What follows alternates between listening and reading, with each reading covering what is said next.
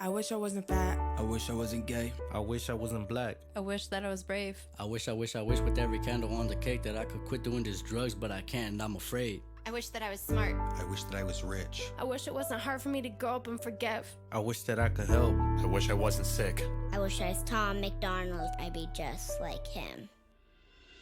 I wish I wasn't sober. I miss it when the party wasn't over. Happiness was right around the corner.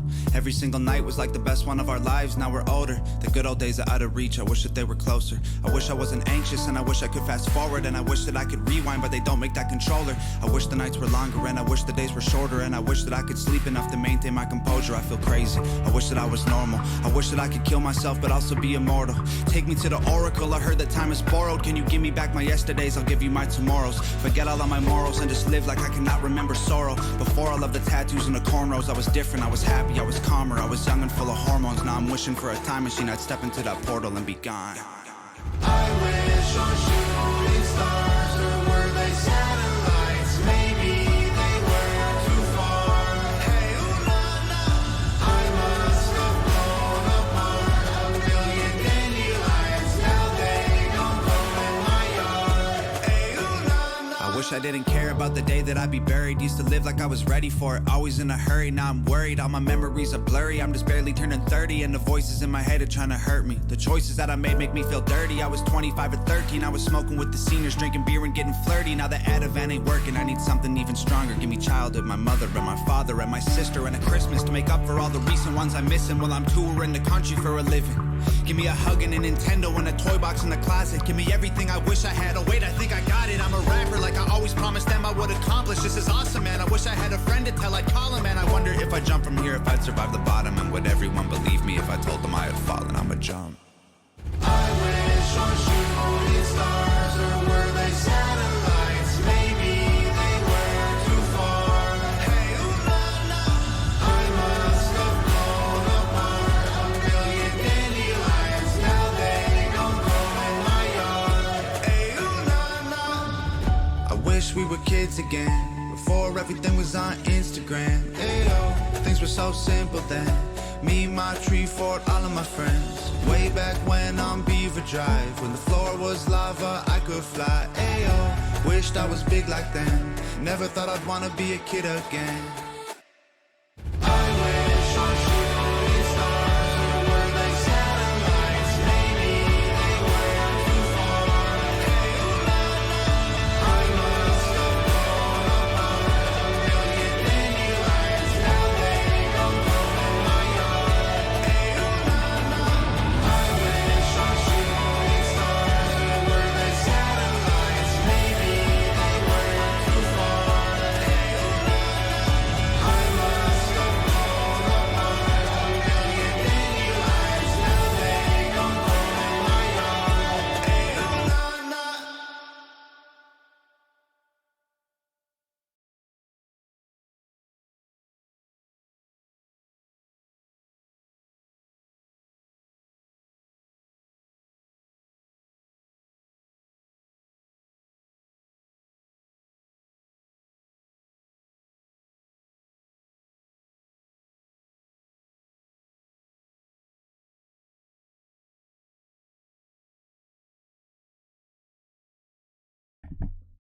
What is going on, everybody? Your favorite ninja is back up in the building. Sets BK1. We are back live with the podcast that I promised you guys. We had a tough day yesterday. First and foremost, before anything happens, I want to say thank you to everybody for the reason that you know. I appreciate the love and support everybody's been giving me. All my subs got a message today. I want to clarify something that went on last night after we got DDoSed off of our stream. I definitely fell into a very dark place. I'm good. I'm straight. I got twisted last night. I'm safe. I'm happy. I definitely am not thinking any bad things right now, but that raised the topic to start a discussion about it because, you know, it's not a joke, and I think it's a bad time to be feeling like that. Today we are going to be doing a podcast on the current events. All right. And the topics are going to be mental health. depression, anxiety. Those things I think people don't understand and they underestimate even in regular day, everyday life. But in these times, you know, as hard as it is to deal with everyday, regular, normal, no post before COVID, it is so much harder after, and it takes such a toll on people. I really want to stress and emphasize, and we're going to talk about a few topics today. I definitely am in a good zone. So I want to say I'm sorry for the scare last night. But that's truly how I felt. If you guys read my Twitter post, it's truly how I felt. The support has been amazing. Everything has been amazing. And to have the negativity come back in, I let that negativity get to me yesterday, only for the simple fact that every time we have had negative people in here, we've been, counteracting it with positive energy and getting through it, and that hasn't been affecting us. So because that hasn't been affecting us, and it hasn't had the desired effect from what those people want to see us react to, yesterday they went ahead and DDoSed us. I was on the phone from 7 p.m. until about 12 p.m. figuring out everything that I needed to do to make sure that this stuff doesn't happen again to our stream. I went today to the service center down in Sunset, and I got a brand new modem. Everything's set. I just set up everything. So forgive me for the late stream today, but it is Monday. It's the day that we said we were going to do the podcast, and since all the stuff that happened last night is just fresh, I feel it's a good time that we start talking about this. So today we're not gonna have too much gameplay. I do have some gameplay, I do have some setup, but I want to go over to this screen right here, and we're on Zoom right now.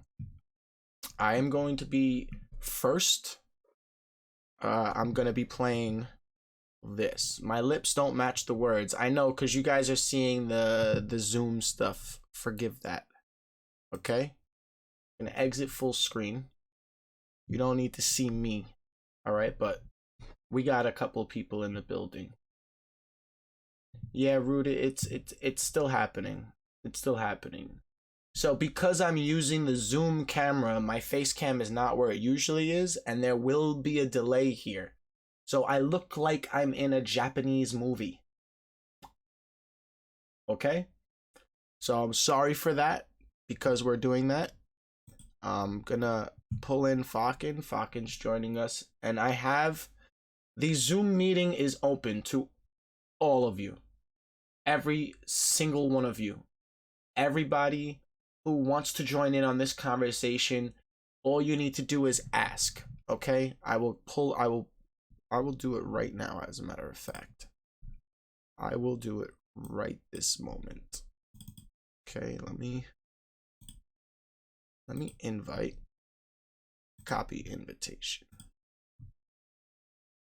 Okay. Okay, so there's no delay. Okay. Chat.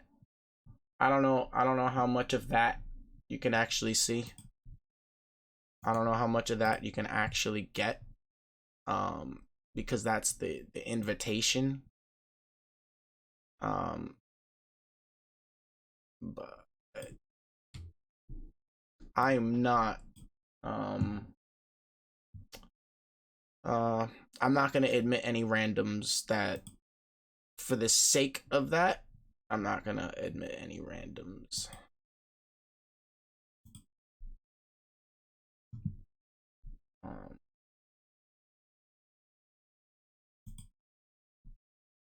Let me just get that out of the way. Okay. All right. Anybody that does want to join, you're more than welcome. We have more than one person up in here. Fakin's gonna be joining us. Duke is gonna be rejoining us. Fakin's on mute right now. But I wanted you guys to first we're gonna go through some updates in New York, and I see the comments on the background. I'm glad you guys like it. All right. New York is had a big update today. We have talks about a vaccine being developed and possibly out by September. Human trials are actually begun. Oh fuck! I didn't see you in there. Okay, we'll keep you over here. So there's a couple of updates I wanted to get you guys aware of, and then we're gonna talk. I think it's a healthy thing to do. Talk. I don't need participants. And I want to get everybody's opinion on the matter and see how everybody's been doing, honestly. So, the updates, we're going to go through, we're going to hang out. Joff, thank you for so much of the kind words last night. I just wanted to say that. I'm going to shut up. All right? I'm going to finish the half L that I got. And we're going to play these updates, okay? We're only going to sit here. It's very important because a lot of information came out today in these updates that I feel like if you didn't see it, we could just sit here. We can have a little watch party for like 10-15 minutes. We're going to watch this, and then we're going to have a healthy, open discussion. Like I said, everybody is welcome to join this Zoom meeting, okay? So we're going to talk first. If you guys are joining, just be patient. I have to allow you to come in, okay? So that's all I ask. Is just be patient. I don't know where the participants are. Alright, let's play this. As you can see on the screen, New York is at 324,391 cases, 24,891 deaths, and we had a 3% increase today. Before we do that, I want you guys to see this number. This is the global outbreak, and it was updated today at 2:32 p.m. Okay? Remember when everybody was bugging out? Yo, the world just broke 1 million cases. I remember people jumping in my stream saying, yo, 1 million cases. The world is at 3.5 million cases today. And the number under that represents 250,000 people that lost their lives to this so far. So if you think we're only on month 5 of the year, January, we didn't really see too much affected. We're actually seeing numbers being counted all the way back till December now. This is a terrifying number, and this is a number that I watch every day as I wake up. Part of the reason that it's tough to see hope as that number increases. Part of the reason that I feel so doom and gloom sometimes, and I need some uplifting, and I go and I play a song or something. I try to get some inspiration from somewhere because these numbers really haunt me. All right, I've had a few nightmares of just sitting here thinking about a week from now, 2 weeks from now. You know, you never really used to think that hard about how different shit is gonna be in a week, because shit was never different in a week. You know, you lost track of weeks. You're like, oh, what'd I do last Friday? I don't know. But now, 1 week has a major difference.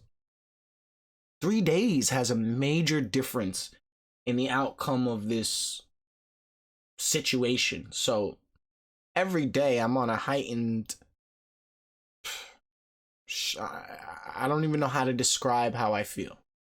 Nelly, what's up? Knowles, what's up? Kevin, much love to everybody in the building. I'm watching chat.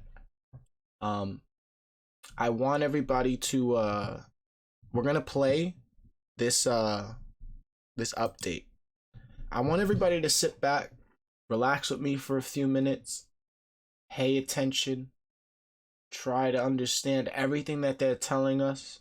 You know, there's a little shit in there that you don't really need to know, but then there's a lot more than I could reiterate and give you the bullet points on. So I really do want you guys to pay attention for your own safety, for your own knowledge. And even if you're not in the US, just for the knowledge of what's going on around everything and how they're studying this stuff and how they're tracing and tracking people. So we're going to play this. I'm going to sit back. I'm going to be reading your comments, but I'm not going to try and interrupt this until it's over. I'm playing about 15 to 20 minutes of this, okay? But periodically we can interrupt it. We can talk. I want to see. I'm only going to interrupt this if I see something pertaining to this in the chat. I don't want to sit here and shout you out. I love yous. I'll shout everybody out. I don't mind it.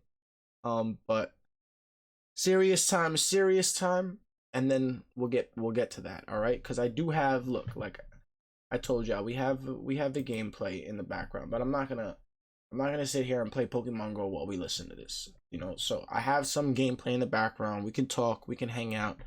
Nelly, everybody up in chat, you guys are more than welcome to join the Zoom meeting, okay? I see Rude Boy, he re-downloaded Black Ops 3 for me. I love you, bro. So thank you guys. Let's play this. That big smile again. It's a pleasure to be in Rochester with so many of my friends who have done such great work for the state. Former Lieutenant Governor Bob Duffy, who worked with me when we first got started and has done great work for the entire state of New York. Danny Wegman, pleasure to be with you. Wegmans is a great New York corporation.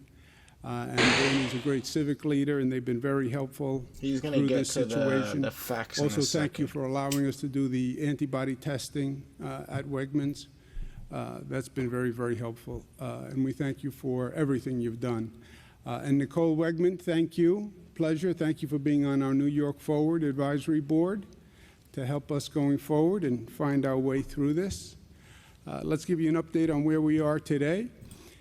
The total number of hospitalizations is down.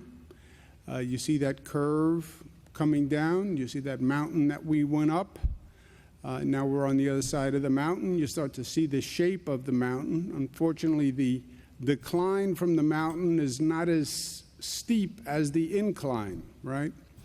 And the big question for us in New York and every state across the nation has been how fast and how low does that decline go, right? How fast does the decline actually happen? And what is the lowest level that the decline will reach? Unfortunately, you see that we were hoping for a quick up plateau at the top, which is what they talked about, but a fast decline. You see the decline is, again, not as steep as the incline. But it is a decline, and that's good news. The net change in total hospitalizations is down. Net change in intubations is down, and that's always good news. When a person is intubated, roughly 80% of the times there is not a good outcome. So the fact that the intubations is down is good news. And then the other end is how many new cases are coming in the door every day, how many new diagnoses in COVID cases. And that number is also declining. So not only are the number of people in hospitals coming down, but the number of new cases coming in the door is down. And that's good news because it had plateaued at about 900 statewide for a few days. But this number is down at 700, and that's a good number. I would take this with a grain of salt, as they say, because this is reporting from yesterday, which was a Sunday, and sometimes we get different results on the weekend. Remember, this whole reporting system is just been put in place. This never happened before. This is now every hospital in the state reporting every day for the first time. So it's a plus or minus across the board. This is the number that haunts me every day, and this number is not declining anywhere nearly as fast as we would like to see it decline. Still 226 New Yorkers who passed away, and so we don't become immune. We talk about these numbers. It's 226 families, right? That's 226 wives or brothers or sisters or children that are now suffering the loss of a loved one. So that we remember them in our thoughts and our prayers. People are all talking about reopening, which we should be talking about. This is not a sustainable situation. Close down everything, close down the economy, lock yourself in the home. You can do it for a short period of time, but you can't do it forever. But reopening is more difficult than the close down. The close down was relatively simple, right? You go into the basement, you throw the big power switch, and everything just goes down. Close the businesses, stay at home. It was a blunt operation, and one that was done all across the country. Just stop everything now. When you go to restart the reopening, now knowing what we know, it's more nuanced. You have to be more careful. And again, no one has done this before, and no one has been here before. So first, start by learning the lessons that we did learn through this experience. And second, let's be smart about what we do. And I get the emotion, and I get the impatience, and I get the anxiety. We all feel it. When I say the situation is unsustainable, it's unsustainable on many levels. It's unsustainable economically. It's unsustainable personally. A lot of anxiety is now all through our community. We see it in increased alcoholism, increased substance abuse, increased domestic violence. So this is a very, very difficult period, and people want to move on, yes. But let's be smart about what we do, and let's learn the lessons. One of the lessons is we have never been here before, and we didn't really know what was going on. CDC releases a report end of last week that says the virus was actually coming to the East Coast from Europe. Everybody was looking at China for all those months. China, China, China, China. Yeah. China was last November, December. The virus migrated from China while we were all staring at China and went to Europe. And the strain that came to the United States came from Europe. We had people in the airports stopping people from China, testing people from China. The federal government did a lot of testing, a lot of screening, people getting off planes from China. Yeah, but meanwhile, the people from Europe were walking right past them. And that's where the strain came from that was infecting this area. And that's what the CDC just learned last week. You're absolutely right. And this is going back to February, right? Everybody. On one of the most studied topics Mentally. ever. Again, For just life. Learn the lessons of what happened. You now add that piece of information on the Europe trips, and then you see the number of flights that came from Europe during that time, where they landed, and now it explains why you've seen the outbreak in Chicago that you've seen, why you've seen the number of cases in New York. Because yes, the flights were landing here, people were coming from Italy and UK and from European countries, and nobody thought to screen them. Nobody was on guard. And you add that to the density of New York, especially in New York City, and that virus just took off. Okay, we didn't know. We didn't know. Now we do. We also can look back in history. You look at that 1918 flu pandemic that they talk about. The places that opened too soon saw that flu come right back. This is the part where I'm gonna pause it really quick and make a point, because you're right. You're right, Chazzy. If we would have acted sooner, somebody, we could have saved a bunch more. Somebody didn't make the call. I don't know if it would have been Rudy or not, but once the president didn't act, I think that's what put everybody into a state of panic. And this reopening point right here, as this is what I've been saying in the streams, you know, I've commented on it a few times, like as we're playing, as we're hanging out and chilling, you know, if your state is reopening, just still, you know, that doesn't mean anything.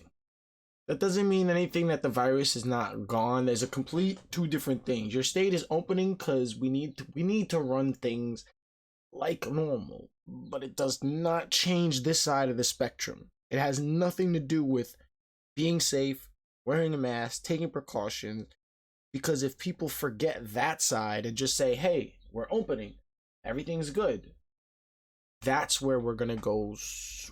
If you think this was bad now, what scares me the most, I've had a few nightmares about this, and this is a lot, very dark shit. It's not even the worst right now. What the worst, if you thought this was the worst, and those numbers are freaking scary. 3.5 million in the world, 250,000 people dead. You know what I'm saying? And no, we're not at physical war with anybody. This is just, they're talking about having to live with this until September, until there's a vaccine. We'll get to that part too, but even past that, just the word itself, post-COVID era. Post-COVID era, the age of COVID. There's words that are starting to describe what we're going through. And it's crucial that everybody understands the change that the world just did. Pretend the world was like this and we were spinning. Okay? Pretend the world was like that and we were spinning. You know? World's a circle and it's just spinning around. You know? Now the world got flipped upside down and is spinning around in circles because we don't know what to expect. Every day it changes. Every day the curve changes. Every day, all right, we have a rule here. New executive order. There's shit going so fast, you won't even know what hit you until 50 years from now. 50 years from now, they're going to come back and find one of these things that'll be like, whoa, how did we let them pass this? Like, or not. And there's a lot of protests going on about these reopenings and people wanting to reopen. But I feel like that puts us in more danger. Like, despite what anybody believes, oh, it's fake, it's not fake. Death happened, so that's not fake. The people dying aren't fake. You know what I mean? So the people saying, oh, we have to reopen the country and the economy, they're the ones who might spike that civil unrest that turns government against people. And that's what I'm really scared about. That's a major point we're going to discuss here. Because we do have some opinions about that, especially me. I know my friend Duke has opinions about it. I know a couple of us already spoke about certain things. So, but let's finish this off. This is about reopening. And then they're going to talk about contact tracing and the army that they're building. This is another term that scares me. It's a tracing army. You understand what I'm saying? It's not an agency. It's not an office. It's an army. They're talking about thousands of people. I'll let him explain because they do it better than me. But that's the scary thing. So all these things combined, they're hitting you with this, that, this, that. Which one do you focus on? If you have time to focus on any. Because they're all like need your attention. By the way, that flu was not one wave. That was 3 waves. First wave, second wave, third wave. Second wave was worse than the first wave. And you see, watch the other countries that went through this before us, right? We're not the first one down the chute. There were other countries that went down before us. You see, they wanted to reopen also. They were feeling the pressure on reopening. And you study those cases and you see that you reopen too soon or you reopen unintelligently, and you can then have an immediate backlash. And that's not speculation. That is looking at other countries and look at what has happened around the world. And then you talk to the experts who know. Listen to what they're saying. Dr. Fauci, who I think is one of the best voices and minds on this. Dr. Fauci has been through this in different iterations. He was one of the pioneers on the HIV virus and AIDS. And he says we could be in for a bad fall and a bad winter. Could be. Why? Because he doesn't know, he's not sure, but could be for a bad fall or bad winter. Okay, so put all of this in the equation. And then also acknowledge and actualize that the truth is that nobody knows what happens next and when it happens. Well, how can that be, that nobody knows? We're so sophisticated. We have so much intelligence. We have so many experts. This is the United States of America. How can it be that no one knows? Because no one knows. I speak to the best experts globally. Globally. That's what fucking scares me. That's the haunting shit. That's the stuff that the uncertainness every day. That's the shit that I was telling you about. The world is flips upside down and twirling now like this because you don't know which way to spin. One day we're spinning this way. Oh, hold on, back up. We gotta go this way. Hold on. It's that constant pull. You know what I'm saying? Breezy, you're right. China will get a lot of backlash from this, but I wholeheartedly agree right now, and for the immediate future until this is a problem that's solved, nobody should think that way. Nobody should think about anything else. Stay safe, unified, protect each other, and stay away from losing our humanity. I see these protests. People are just trying to get a story. And I don't know what the political agenda is behind it. I don't know too much about that, but just the simple fact of gatherings are happening and protests, civil unrest is there already. And it's being fueled by political parties. It's being confirmed that a lot of these protests are being organized by one organization is against the vaccines. Now, I don't know what the whole, conspiracy, government wants to vaccinate you and chip you or whatever the case is, the vaccine. People that are against vaccines are funding and organizing certain protests. So people gotta wake up and see the hand that's moving the chess pieces. Because that's what it is. Those political parties are third partying, bringing other people saying, hey, we're going to organize this, make that in certain states to make those governments look bad or those whatever. It's a political game. And you're seeing that you have to be open-minded enough and clear-headed enough to see the hand that's moving these pieces and doing this and playing with our fucking lives. Because a lot of people, I'm sorry, they're sheep. It is. People have been drilled in their head for years. This is how you're supposed to live. If you live any different, you're bad. So a lot of people are sheep. Very few people, you call them dreamers, you call them rebels, you call whatever. Very few people just don't give a fuck. Like me. I don't give a shit. I'm not your ordinary person. I don't have what you would call uniform life that a lot of people do. 9 to 5, work, come this way, go home, live life, get married, have kids, this and that. Some things in that are cool, but you don't have to be like everyone else. And some people that just aren't able to freely think for themselves. They're trained to think certain ways. But to be honest, I didn't get my kids certain shots. Some people don't agree. I honestly, I don't even get vaccinated. I haven't gotten a flu shot, and I haven't gotten the flu either. You understand? I think I don't know where I stand on the whole argument, but behind the argument, the whole physical gathering, I completely disagree with, because it's only gonna make spikes happen and become that source of a second wave. You know, we're already tired. We're almost at the finish line, right? But people are tired.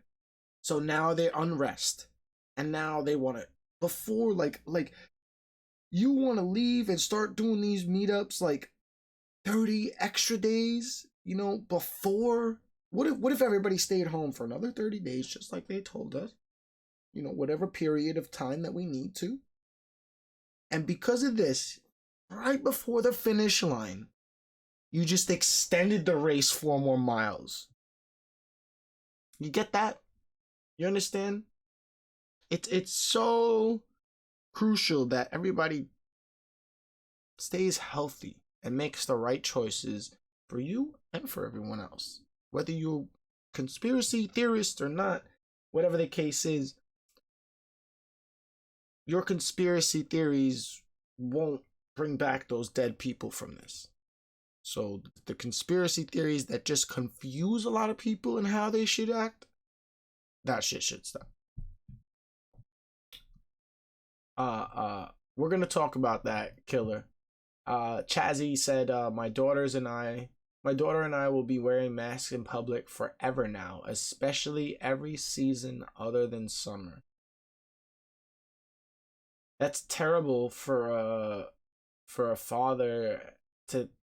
This is what we're talking about. COVID era, the era of COVID. This is gonna be an age where you're gonna see a whole new life. I can't help but think of some of those movies, you know what type of movies I'm talking about. Apocalyptic movies.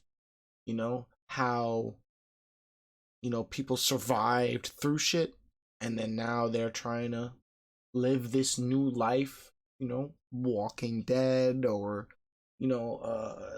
whatever epidemic movie that you could think of, whatever that put them in that position, freaking Apollo 13, whatever movie you can think of.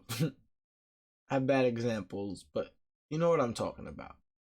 And it's that reality we face. I think that's the hardest thing that I'm coming to terms with, is a movie reality is becoming my reality. The scenarios that we imagine and for entertainment are becoming our reality. I feel like I'm in fucking Avengers Endgame. But none of us got no goddamn superpowers. And if anything, if you want to compare it to anything, it's the people out on the front line. Those are our heroes. Those are the people that are taking care of us right now. The whole thing is getting out of control, Ratchet. Alright. Let's play the rest of this part. They're going to start talking about tracking and tracing. This is where you guys should pay attention. Because this whole tracing army shit, it doesn't sit right with me. Military is bad enough. Military on home soil is worse. Tracing and tracking and deputizing city officials to become part of this tracing and tracking. These deputies are going to have the same amount of power, maybe even more than a regular police officer, because it's a public health safety concern.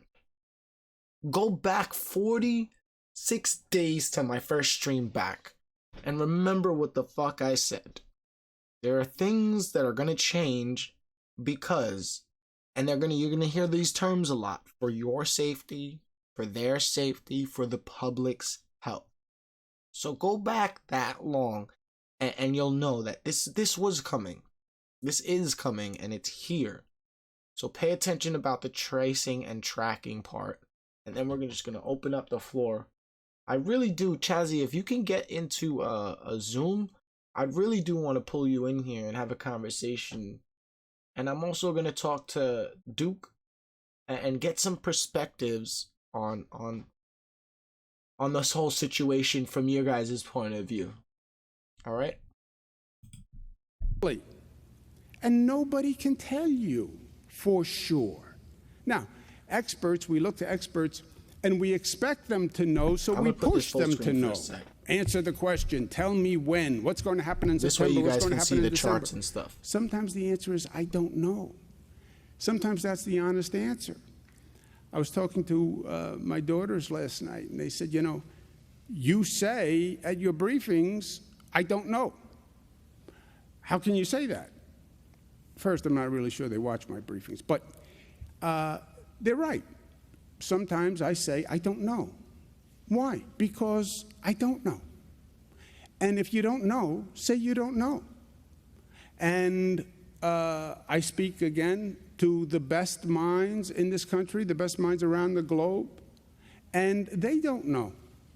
So if you don't know, say you don't know. It doesn't mean you're not smart, no reason to get defensive. I don't know. When you know what you don't know and admit it, it will actually keep you safe. My daughters don't quite agree with this yet, but I haven't given up on the concept. Know what you don't know. Know when you don't know what the future holds. You can be safe because then you can prepare for different possibilities. And that's where we are.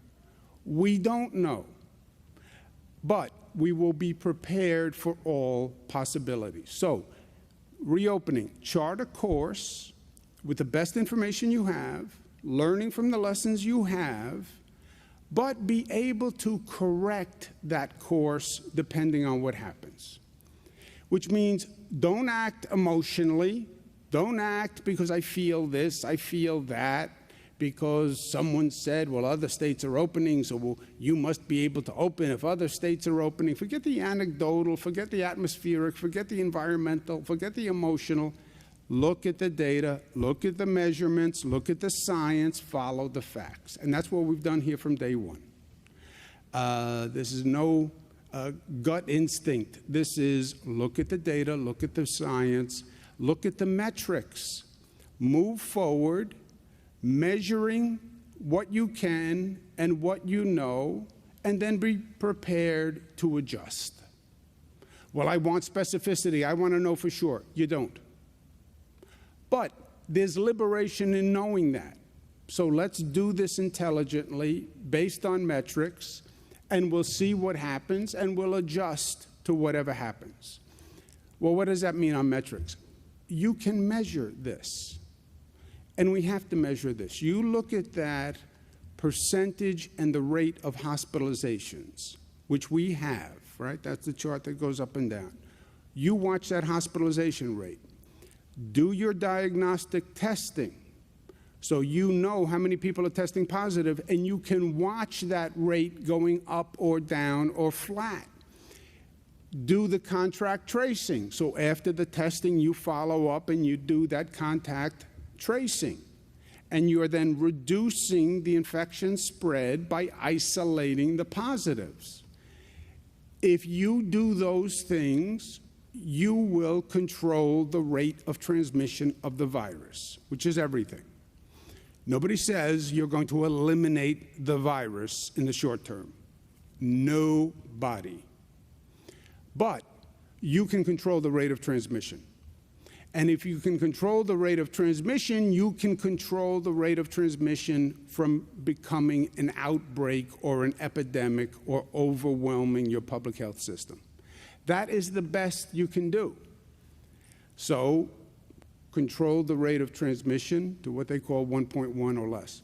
1.1 is every person infects 1.1 other people, more than one other person. If you're doing that, that is an outbreak. That means it's going to increase exponentially and it's going to be out of control. As long as your rate of transmission is manageable and low, then reopen your businesses. And reopen the businesses in phases So you're increasing that activity level while you're watching the rate of transmission. Rate of transmission goes up, stop the reopening. Close the valve right away. So reopen businesses, do it in phases, and watch that rate of transmission. It gets over 1.1, stop everything immediately. That's where the other countries wound up. They started to reopen, they exceeded the 1.1, it became an outbreak again, they had to slow down. Rather than starting and stopping, you'd rather have a controlled start so you don't have to stop, right? And that's what you learn from the other countries. You reopen too fast, then you have to stop. And nobody wants to have gone through all of this and then start just to stop again. Well, how does that happen? First of all, it's not going to happen statewide. This state has different regions which are in much different situations than other regions in the state. And rather than wait for the whole state to be ready, reopen on a regional basis. If upstate has to wait for downstate to be ready, they're going to be waiting a long time. So analyze the situation on a regional basis, okay? And you look at a region on 4 measures: the number of new infections, your healthcare capacity. If the infections goes too high, you overwhelm your health system. Now you're Italy with people on gurneys in a hallway because your hospital system can't handle it. Do your diagnostic testing so you're seeing how the infection is increasing or decreasing. And do the contact tracing, have that system in place so when you test and you find a positive, you trace the contacts from that positive person and you're isolating them to bring down the rate. And you do that on a regional basis. That system has to be in place for a regional basis. Just a second on that contact tracing.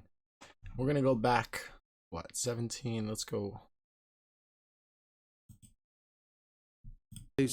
So when you test and you find a positive, you trace the contacts from that positive person and you're isolating them to bring down the rate. And so, like I was saying, we have a couple of cases in my family now.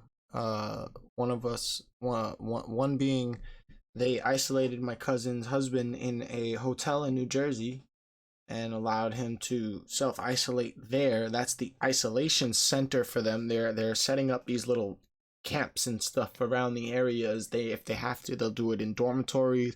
They're going to do it in hotels, empty hotels, and just set up areas where they were going to use for ventilators for now isolation camps.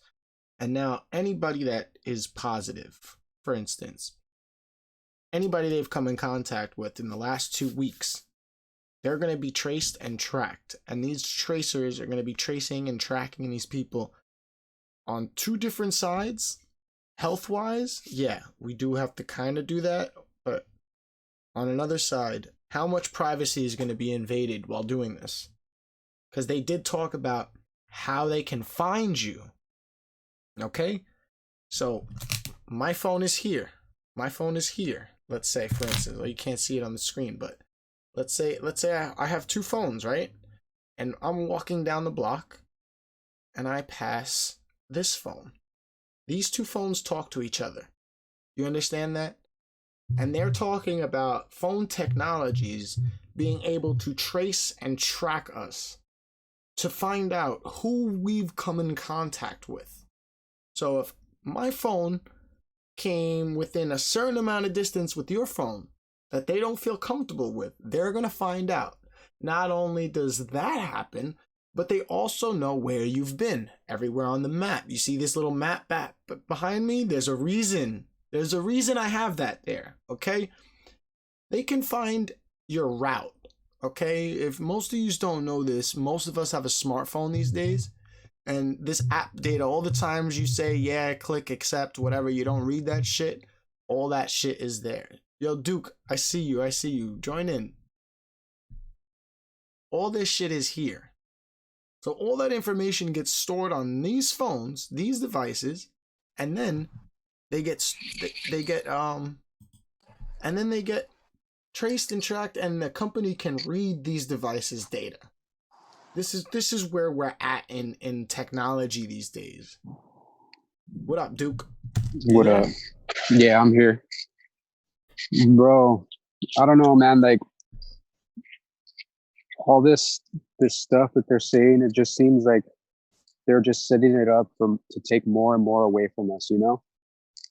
Like, I get it, there's a lot of cases and everything, but to suspend everybody's lives, like, you restrict the movement of sick people is quarantine, you know? Yeah. If you're high risk and you're sick, you know, you should be quarantined. But when you restrict the movement of healthy people, that's just tyranny. That's all it is. It's a struggle of power, you know? They want something. They want something from us. With this. What about what makes you so uncertain in these times? Like, what are you feeling right now? Because I know you have, hold on, I'm gonna highlight you so it stops switching. But what about now you have a son, Johnny, in Texas, right? We played with Johnny. You as a father, like Chazzy was talking about in chat, he from now on is gonna be having his daughter wear a mask and stuff. Not only does this scare me personally, but I can only imagine some of the parents out there, like I've mentioned in one of these other things, parents are gonna have to raise their kids differently. I agree, but in a way, my family is very patriotic. You know, I come from a lot of military in my family, and what I'm hearing them say is that all those boys and guys that died in World War II and in the civil wars and stuff, they died for freedoms that we're slowly letting them take away from us just without a struggle, you know? I don't want Johnny to have to be afraid of his friends because of some virus. I think that those lives that were lost in those wars, it should be my right to grow him in the same way I was raised, you know, where we can't just roll over and let them, you know, make all these mandates from a doctor like Dr. Fauci, who's not an elected official, you know.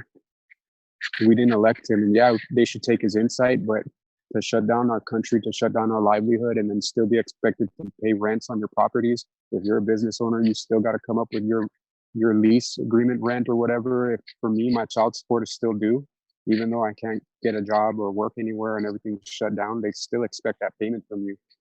So it's like, why should I raise my child any different if the government really doesn't care if I fail or not? You know what I mean?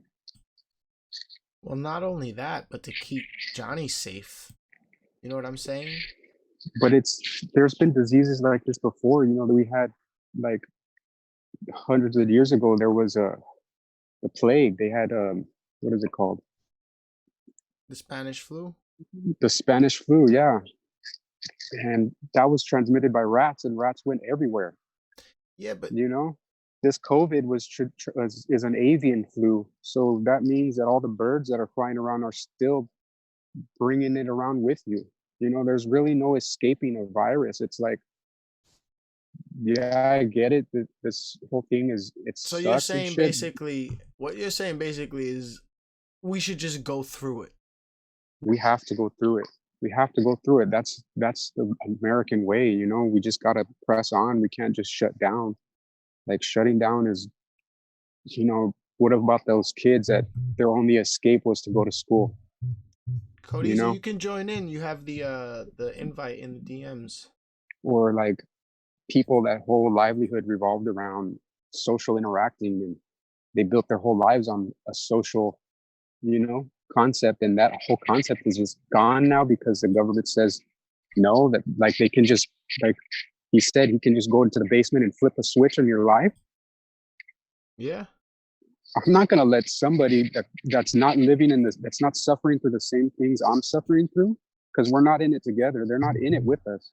They go home and they got money for weeks. They got food for days. They got people bringing them stuff. Just us, we don't have any of that. You know, yeah, sure, you can go to your basement and flick your switch off and go hide in your house, but let me go make the decision to go out there and risk it, you know? Yeah. Yo, Cod King, send me a message on Twitter. I want to send you the invite to the Zoom if you can, and then I want to pull you in to get some of your comments. I do want to talk about this stuff, like legit. You're making good points. You're making 100% points, but the whole reason for this is to use whatever platform we have to express ourselves and have those opinions. We're just everyday normal people. Chris is right. Media is bad too. I'm not media. I'm just somebody who's affected by this. I'm just somebody every day, like I told everybody yesterday on Twitter, it's been tough. It's been tough for me, whatever the case is for me personally. But with this on top of it, that amplifies things 10 times worse. And I'm just somebody going through it every day. I am getting upset seeing these numbers rise and seeing one hand. You're right, Cod King. My rights don't end where their fears begin. I'm absolutely with that. I'm ready. I'm ready. I'm ready on that hand. I'm ready on that hand. But seriously, it's such a TP. All right. What I mean by a TP is, yes, I'm 100% for what you said, but I'm 100% for not killing anybody either. Yeah. So when you're on that line, but you have to, you kind of can't ride the line, you know, when it comes to these things like my son's future. I'm not going to let it devolve into something, you know, that I can't stand behind. Like, what's the point in going to work 9 to 5 and turning your life around if you're just going to turn it into communism? Are we going to live like China now, where they're going to start restricting our internet? They're going to say, hey, you know what? I don't like what you're saying, and let me give you this test. And I'm not going to be able to tell you if the test is positive or not, but you can, and with your power and your resources, you could just say, make that guy positive. Let's go find his whole family. Let's go lock them all down because I don't like what he's saying. Quarantine him. You know, how do they say it these days? Cancel him on social media, put him on blast and do all of this. And they have so many ways to just dick with us, and we have nothing to do but just take it, you know? If masks work, everyone should go back to work. If they don't work, why are we forced to wear them? Yeah, there's doctors saying that you're like, I came to the park to talk and I got to walk around with a bandana. Like, this bandana is not going to protect me from nothing, you know? It's not going to protect you, right? I get their perspective on it. Mm-hmm. It's not going to protect you. But what it will do is it'll prevent whatever it can from spreading if you have it. So what it's really doing is giving everyone a sense of security to still live normal. But it's if not I gotta normal. go out and put on a mask, fine. But you're right. I don't like wearing the mask. I smoke. I walk around. I want to breathe. Well, they're I saying just people straight that up want to breathe. What? People that smoke cigarettes are less likely to catch COVID. I don't know. I think they're saying it's more likely. Whatever. We're not doctors. Let's not. Yeah, we're not. Let's give our opinions and let's keep the facts to the doctors, because our opinions on this matter is what's important.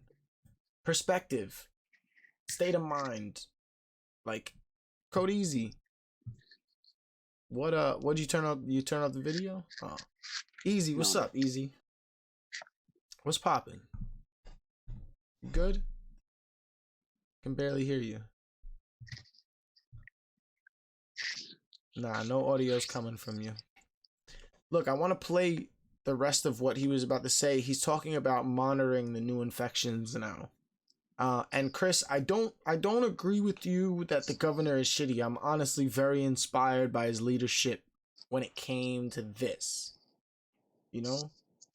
I really, really, really think that in a leader way, whether he was governor or not, or whether he was just some dude off the street, if this is how he was handling it, I'm inspired by the way he led in a situation. Leaders, you know how hard it is for a leader to say we don't know.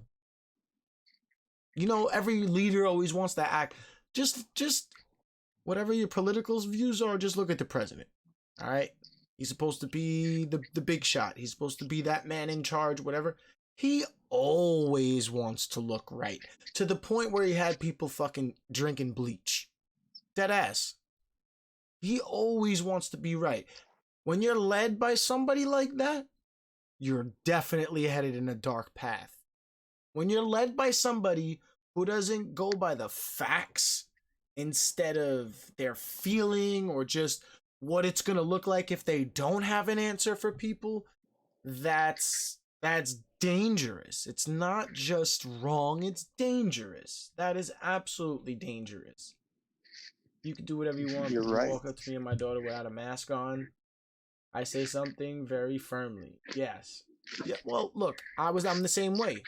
I'm scared to the point where if you're not being safe, I don't know who you've come in contact with, and if you come near me, now I have to worry about where you've been, where this There, it's basically where- like freaking STDs, bro. You know? that's where the Wear problem your face lies right there. condoms. Because you don't want to That's catch the face exactly- AIDS. That's what I'm going to start calling this shit. Face AIDS. This is coronavirus AIDS. All right? Face AIDS. Don't catch the face AIDS. Put your mask on, or else I'm going to think you have face AIDS. Straight up. Because that's drilled in my head right now. And if I'm wrong, I'm wrong. Somebody teach me. That's a professional. That's a doctor. That's not just doing it on the media. That's not. I reached out for comments. I reached out for comments from the Attorney General. I reached out from comments from Chris Cuomo and the governor. But obviously they're busy and shit like that. I will get a response back because they do answer press inquiries. So I want some questions. I wrote them down. I took very, very, very deep thought into this, you know. And one of those main questions was, what does the everyday average American look to get information for this? Where instead of the media, where's a solid, reliable source of information that we can rely on, that's truthful, that's not withholding, that understands the severity of the situation, and no matter how bad it looks, will give you the straight up facts no matter what? You know, where are we getting that from? Is it the World Health Organization? Is it freaking Fox News? Is it freaking Trump? Is it Dr. Fauci? Is it this guy who's freaking going on every radio podcast in America that nobody's talking about because he says that there's a cure for it already and they've been testing for it? I don't know.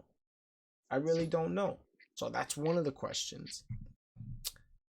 Let's talk about this tracing.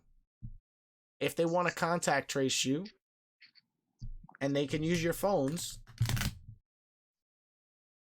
that's not good. That's not I'll good. never This is one of the take my things phone Snowden anywhere. warned us about when it came to all those WikiLeaks. You know, they can do things like that, and they're supposed to be doing these things. The excuse was it's what's it called? The excuse was it's for, like, you know, security, national security, and terrorists, and how to find terrorists. And this is stuff that they signed. Now, this goes back to 2001 with freaking 9/11. This is shit that they got put into place because of the last time we all went through some crazy shit. How quickly this got thrown into law and nobody's seen this. I'm pretty sure if people knew about this, there'd be civil unrest, just like there was on Occupy Wall Street, just like everybody's talking about no 5G, you know, all this dumb shit. I'm pretty sure if you knew that they were going to start tracing these iPhones that they sell you, you would never have bought them. You'd have stayed with your fucking Nextel and your boop boop, and that was fine. You know why they promoted these? Because half of those Nextels and shit couldn't be traced. 100%. 90% of drug dealers use Nextel because they didn't realize that they could use the walkie-talkie boop, boop, and not be traced. And they never traced that shit. So that's why they started promoting smartphones so they can track your dumbasses. Now, I am an owner of plenty of smartphones, but that is 100% facts. I don't give a fuck if they track me. Where are they gonna look? They can track me from my internet right here. I'm home.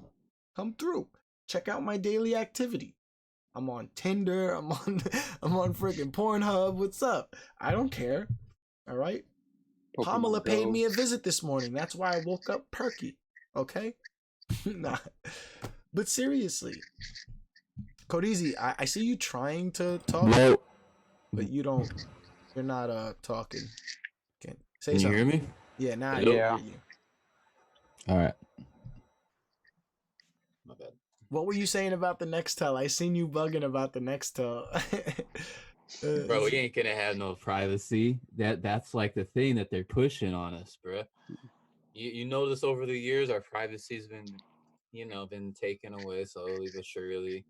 You yeah. know what I'm Yeah. saying? Like Duke was saying, I feel them about the kids in this generation. They're not gonna know what privacy is. You know what That's I'm a saying? major fact. And They're look not. at what we just said about the phones. You see how they did the smartphone thing? Yeah. And they said, "Oh, we're going to trace and track these terrorists." So they put Yeah. the berry in this hand and then put the They- knife in this hand Yup. and you didn't see it coming. We didn't see it coming. That Now- was what? 2002? Now look at this. Look at how we're talking. Now they're going to have more to trace and track. Cuz they can just this goes somewhere on a database. We're all Yeah. communicating Oh, through yeah. like Zoom and other Everything gets companies. recorded. You know, we're You're all right. being this. This is all like, so if now I know what that. I actually know about that. I can they tell you look, about they that. look and they can visually trace And you. then the phone can unlock with your face. And Now they're telling all these kids, learn online, learn here, learn that. That's even more stuff that they can trace, even more ways that they can learn your habits. There's even more ways that they can do stuff to invade your privacy. They take all our data is getting And sell it. collected, and they sell it. And literally, these companies, it's Yeah, sad, because they but want to know, they're do you getting buy rich Swishers off or do you you. buy Dutches? Or do Yep. you buy Newports or do you buy Marlboro? Do you buy for whiskey or you do aggressive buy vodka? ads. Because then they're gonna flood you. My editor the one that I bought, everything that I've ever clicked since Monday of last week when I bought my new film editor, everything is it. Filmora 9. It's all film. Here's a now. plugin for Filmora 9. Here's Here's a- this for Filmora this. I kind of want to see an ad for something else right now. Maybe I'll buy the first ad that pops up that's not Filmora 9. There you go. And you're gonna get guaranteed something else now, right now. now that I said that into the You said it. microphone, Yeah, it's gonna happen. They're Probably gonna give me couple hours one later. ad to see if I'm fucking lying. A Okay. couple hours later. Yeah. Oh my god. All right. That's- You know what? Maverick making me do ninja dabs. So keep talking. Will you fucking make me do ninja dabs? Ugh. All right. I'm gonna show you properly. Ugh. All right. All right. But seriously, they're invading our privacy. Now they're gonna start wondering what a ninja dab is, and you're fucking up my background with these ninja dabs. Eventually, they want it to the point where they want your own neighbor spying on you. Yeah. That's like the end goal, and they've actually been trying to get this going for a long time. Oh, divided we Read fall. about it. It's some disgusting Divided we stuff. fall. Nah. Divided I we seen fall. something. When Less government sick, fails, twisted it's our people. duty to rebel or something. I Yeah. say. Yeah. I don't think It I'm is. quoting it right, but that hit. You know, when democracy fails, it's your duty. That's why they gave us a right to have guns, to Yeah. protect ourselves from enemies, both foreign and domestic. Because that could And happen again in our country anytime. You in know, our lifetime, it could happen. In our yeah. lifetime, for sure. With My these son's protests that are lifetime. happening, there's a bunch of concerns that, like I said, I was talking facts before. There's a hand moving these protests. There's a hand that makes everything in motion. So these Yeah. political organizations, that are mainly right-wing Republican or whatever are forming these protests in states that are Democrat run to have a civil unrest against that, so it looks bad on those people so they can get their people in the long run. That's the political game that they're playing with these protests in a nutshell. But what the damage they're doing during that, they don't even fucking know. Because we don't know, like he was saying, we don't know. This is something we never dealt with. So the end in a usual normal situation, cool, we go back to normal life if they start fucking playing politics. Cool, it still happens, all right? Some governments change. But now we don't know. And the effects of that virus being spread now is definite. It's not a what if. And now since they set up this little how it is, just imagine when the next COVID-20 comes out, just to say, or something else, another SARS, or what are we gonna do now? Swine flu. Swine We didn't flu. have it's this gonna during the it's gonna swine happen. flu. No, what's going to happen is they're going to have us set up in a way where They have it they'll be able to exactly. flip the switch so much easier, Mhm. and it'll Shut it'll it be even down. worse. That's Like it. I Like think we're I don't gonna like be used to this. Yeah. It's just like I don't know. There's like it's disgusting. You know, it's the world we live in. That's I say whether you're right or whether you're left or whatever the political view is, we have to look at it as you're a human first, and we're all American, and like we all just want to continue living the way we were living despite of everything, if they're gotta just look going to start. outside. Yeah, like I just look at my community and I look around me, and I think that's where it should start. If you're in a high risk area, then yeah, by all means, do everything you got to do. But if you're not, like, I think I am, to be honest. I'm like really in a Yeah, high risk area. absolutely. yeah, I got a store across the street. I got like a they're gas telling us, station and an airport literally all around me. they told us where I'm at. They said they lifted the order, stay at home, and for the masks and everything. But also it says you have to go by the federal guidelines. So right now the federal guidelines is social distancing and stay at home. So even if they take it off of you, it's up to the federal government to decide when you can do what you want to do. Yeah. Chazzy said something, if you stay safe, you probably don't have to worry about being traced, you think? Now my one concern about that is, yeah, you probably are good if you literally stay home. But if you went out to the grocery store, all right, follow me on this. Everybody in here, follow me on this. If you went out to the grocery store and you passed one person, just say one person, a random person, and somewhere along the line, in 2 weeks later from now, you're being traced because your phone came close to that person's phone and they got infected, or they got traced because they came in contact with someone else, and they literally, that's why they're saying about this undertaking of tracing and tracking being so massive, because that's how long you gotta connect this dot to this dot, and then connect the 12 dots to that dot, and then it's a never ending thing for 2 weeks. Do you know the amount of possibilities that people can run into in 2 weeks? And then each person has to be traced, and then each one of those persons' contact have to be traced, and then each one of those persons have to be traced. It's a never ending cycle. So what scares me the 100% worst is everybody's gonna be traced. 1 in 6 theory. They're already doing it. Who dude. knows the They 1 in 6 already theory? doing it. If you know 6 people, you probably know everybody in the world through those people. Somehow, some way, we're all linked. Okay?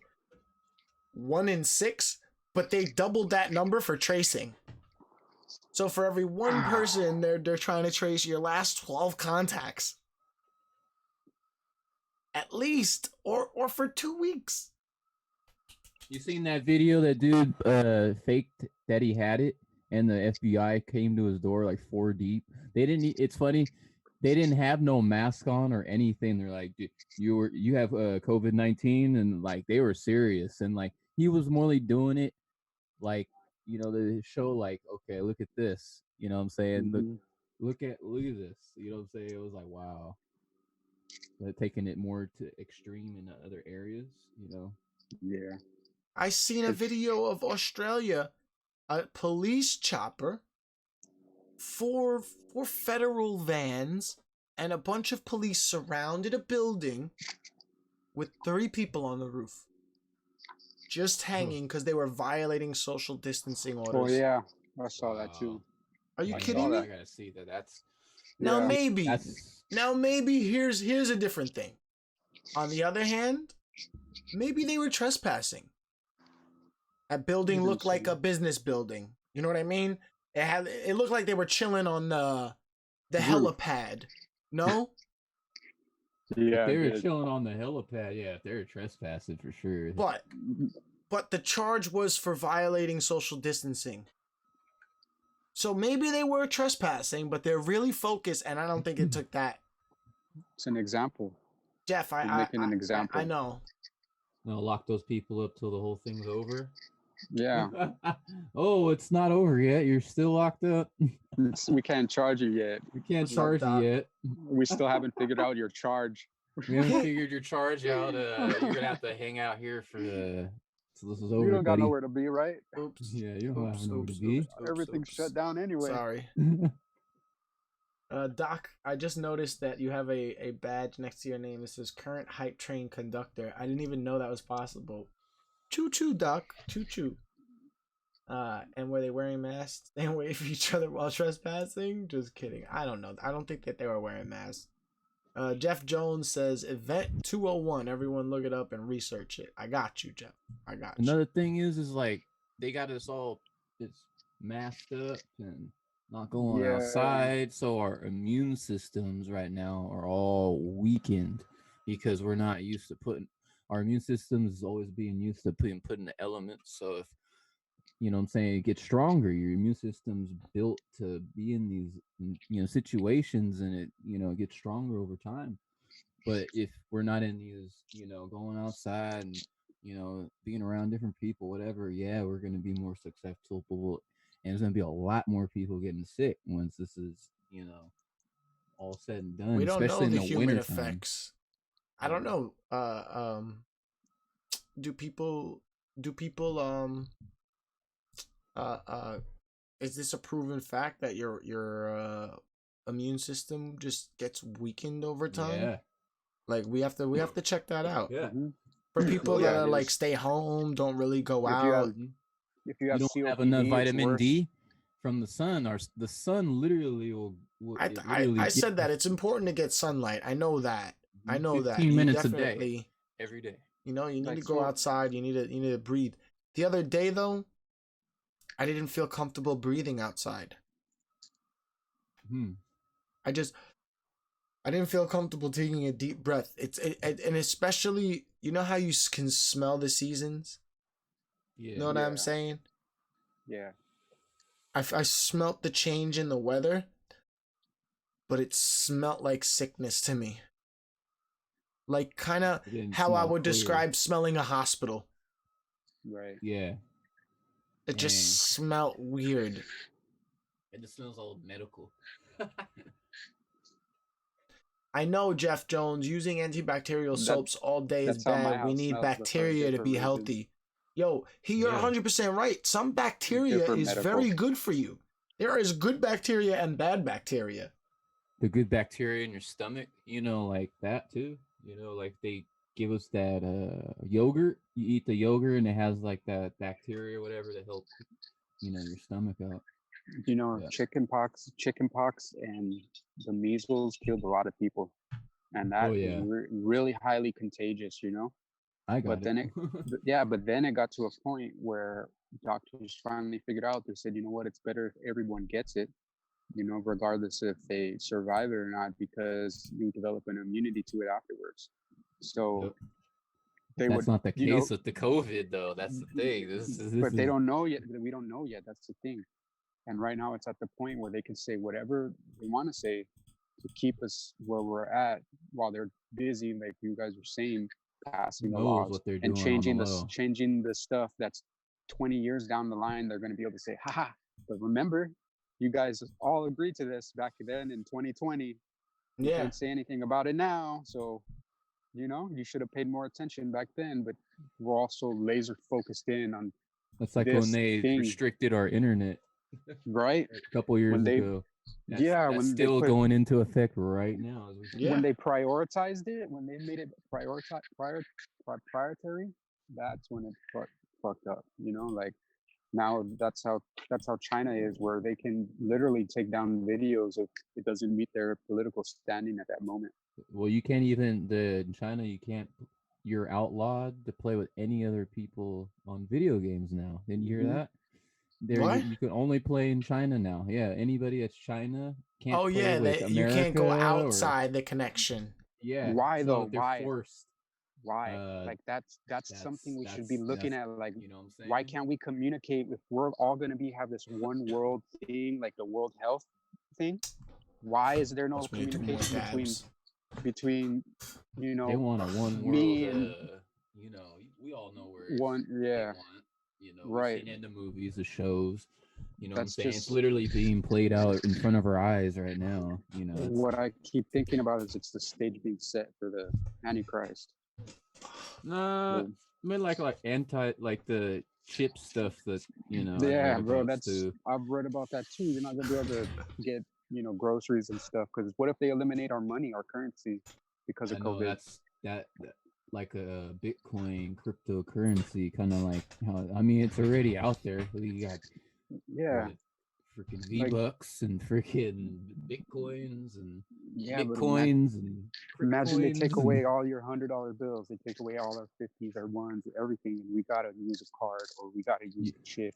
you could get hacked. That's the thing. And then the hackers could open up a whole nother scam. Yo, they're Think of that. talking. Yo, they're doing another. They're gonna do another hack. They're talking about a couple people organizing a world hack. Like there was a little story about that. I didn't think that it deserved a lot of focus, but it's funny you say that because now that they know a lot of systems are vulnerable. A Mhm, lot of systems right now are being controlled remotely, mhm. and that remoteness of it Where eliminates a Dangerous. certain level of security that they would normally have. So there's a right? lot of. Remember how they hacked PlayStation for like Oh, fucking Yeah. what was it, like 6 months or a couple they months? took it down for like 3 months, I think 4 months. It was Mhm. in September 11. No, yeah, September 2011 or something around that time because that was when Mortal Kombat came out. Robo, what are you talking about? He did not say that. I said it. I definitely said it. I didn't think it's anything serious. As for right now, let's finish up this before he starts taking these random reporter questions, because I listened to the questions. None of them, they're the same ones they've been asking for months. Like, and they're just asking for timelines. Everybody wants to know a timeline too. And the main thing about this is the uncertainty about the whole situation. So let's I don't know if you guys got the stream going. No? No, I can't. You can't. No, I'm So- on my phone. My phone's at like 10% too. All right. And you do that on a regional basis I want to see in where case he's you have a surge. Remember, this virus is tricky. Have done really remarkable the lowest risk. Second phase, This is the business stuff. This imagine how they're going to do business and get ready to protect their workforce to yeah, this was it. leave 30 per 1,000. We're way ahead in testing, but it doesn't matter what This we're is doing about the testing. statewide. To open a region, that region has to have a testing capacity of 30 per 1,000. The National Guard has been doing a great job for us in putting together testing kits and distributing testing kits, and we want to thank them very think much. you don't have it, and then But you get a we test. have to have those You have it. What the hell? tests, Or and you're we a have carrier. to have You're a carrier. what they or some call stuff. tracers, is contact probably tracers in worse. place. And Mayor Bloomberg has been very helpful, former mayor of New York City, in putting together this tracing system. This has never existed before on this scale. This is the tracing. A group of people who literally trace contacts from a person who's positive. Who did you have dinner with last night? Who did you... Now, for the simple fact of this, just point right here. Please pay close attention. Yes, Yuri, you're on to what I'm thinking. This tracing system goes with what you said before in the chat too. I'm not happy that they're putting up mad traffic cameras less than a block from me in NYC during this pandemic. Like, that's essential. That's gonna be implemented in the tracing. There's gonna be a lot more systems, okay? And you're, yeah, all right. But pay attention to this part because he's talking about regions must have a baseline of 30 contact tracers. Regions are defined however they want it to be. But region, oh, I just spilled a little bit of coffee. Oh no, I gotta clean that up like right now. It's on my PS3. Okay, we're good. Had a little accident there, but I was ready. Look, I got so much toilet paper. Y'all seen the picture of or my picture with the throne? I got so much toilet paper. This is what I'm using to wipe up everything. All right, I got so much toilet paper to wipe my ass with. It's not even funny. Okay. But this whole tracing system is where it gets crucial to pay attention and just really focus on the details of what's going on, what we're losing, what they're taking, all this 5G stuff, all the conspiracy theories. This tracing and tracking all comes down to these, and everybody's got one. So you're already fucked if you already have one, and we're all fucked. So now it decides on how evil it gets. How serious does this shit really get? How far do they trace and track us? And then after they get access to these, how safe is that data? How safe is that data from being exploited in a way for profit? In a way later on where you start, you know how McDonald's drilled, hold on, pull yous in. You know how McDonald's drilled in our heads for years since the 70s? Oh, it's the Happy Meal, Yeah. grabbing kids, Yeah. grabbing you, training every generation since then. Conditioning, yeah. And yeah, it's conditioning. And this is now going to be part of that. So what else can they condition from this? You know, what are your... Control. How much... All right, one example. How many phones go into these stores? Okay, so Right. these stores aren't that popular. Let's eliminate certain competitions or certain things just out of the marketplace. How do we profit the most? That's how I see this happening. How do we... Yeah, I know Snowden warned us already, but we never seen that being Eliminate No one applied. believed it. No one believed it. No, You know what I'm first saying? of all, when Snowden warned us, there were facts. It was a leak, and Yeah. it was spun by the government to make us... Half of us Already think that, knew the that other back half are then. conspiracy theories, and the other Yeah. one are fake. So the distortion speaking of truth. information of that whole situation is what didn't really grab everybody's attention. Right now, there's really no distortion of information. Everybody's home and on their damn there- computers and figuring out things for themselves. Okay? There's a lack of information. The It's media more- is focused on one thing, and that's Corona. So you're not hearing about everything else that's going on. They're not reporting on bills that are being passed in the Congress. They're not reporting on your liberties that are being taken away. They're not reporting on any of that. So honestly, The media is all owned by one corporate, or what is it, Rothschild or something like that. They Yeah. own the whole everything, radio and media, every company. It's a monopoly. Yeah, so it's like you gotta think, you know what I'm saying? It's like a controlled, like we're only getting a controlled source of information. See, the people that stand it's to like- make the most money in all of this are the ones that need to be watched the closest. Yeah, and there it's. I was reading like what, 51 billionaires made some crazy money, or I don't know, some wild shit. But they Mhm. made hella money right now in this crisis In the because stock market, yeah, a couple billionaires. Remember, I said something a while flipping. back. I said this Yeah. billionaire said, if everybody stays home for 30 days, this is how we beat it. But everybody's not gonna do it, so it's not gonna take 30 days. It's probably gonna take like 80. By the time that more people start coming aboard with this idea, you'll already have to deal with so much that, all right, that solution, the solid solution, doesn't really work like it would have if everybody stayed home for 30 days. Yeah. No, Chris said we did 50, but I'm talking about literally every single person in the world. That was the concept.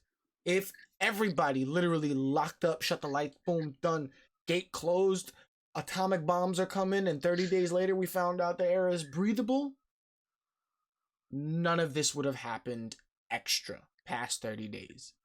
And since we didn't do that, and since maybe 20, 30% of the world did it the moment that they said to do it, then another 20, then another 10, and then slowly we're getting that number. We are getting to that number, but now, you know, it's crucial that everybody understands how important it was back then. Now, all those guys made mad money off the stock market because what they do, stock market crashed, virus, right? Virus, oh shit, America's gonna die, plummets. Now they put all their money into what? What do we need to survive this virus? Essential Pharmaceutical businesses. companies, toilet paper companies, you know, grocery Cleaning. companies. They put all their money in essential businesses. Yep. We They could've put been their doing money it to too. make money. So they really did like come up off of the desperation. Yeah. You have My dinner call with might friends drop Let's- because I'm at ago. 5%. Who might you have All right, we're gonna talk about this tracing. I'm gonna play it. If you get back in or charge your phone, then hop back Yeah. in. All right. All right, I'm probably gonna hang up and walk home All right. and charge up. I got you, bruh. All right. Pull this up. Back here. Fucking, what's up? You're mad quiet, man. Nothing to say. I'll be back. All right. All right.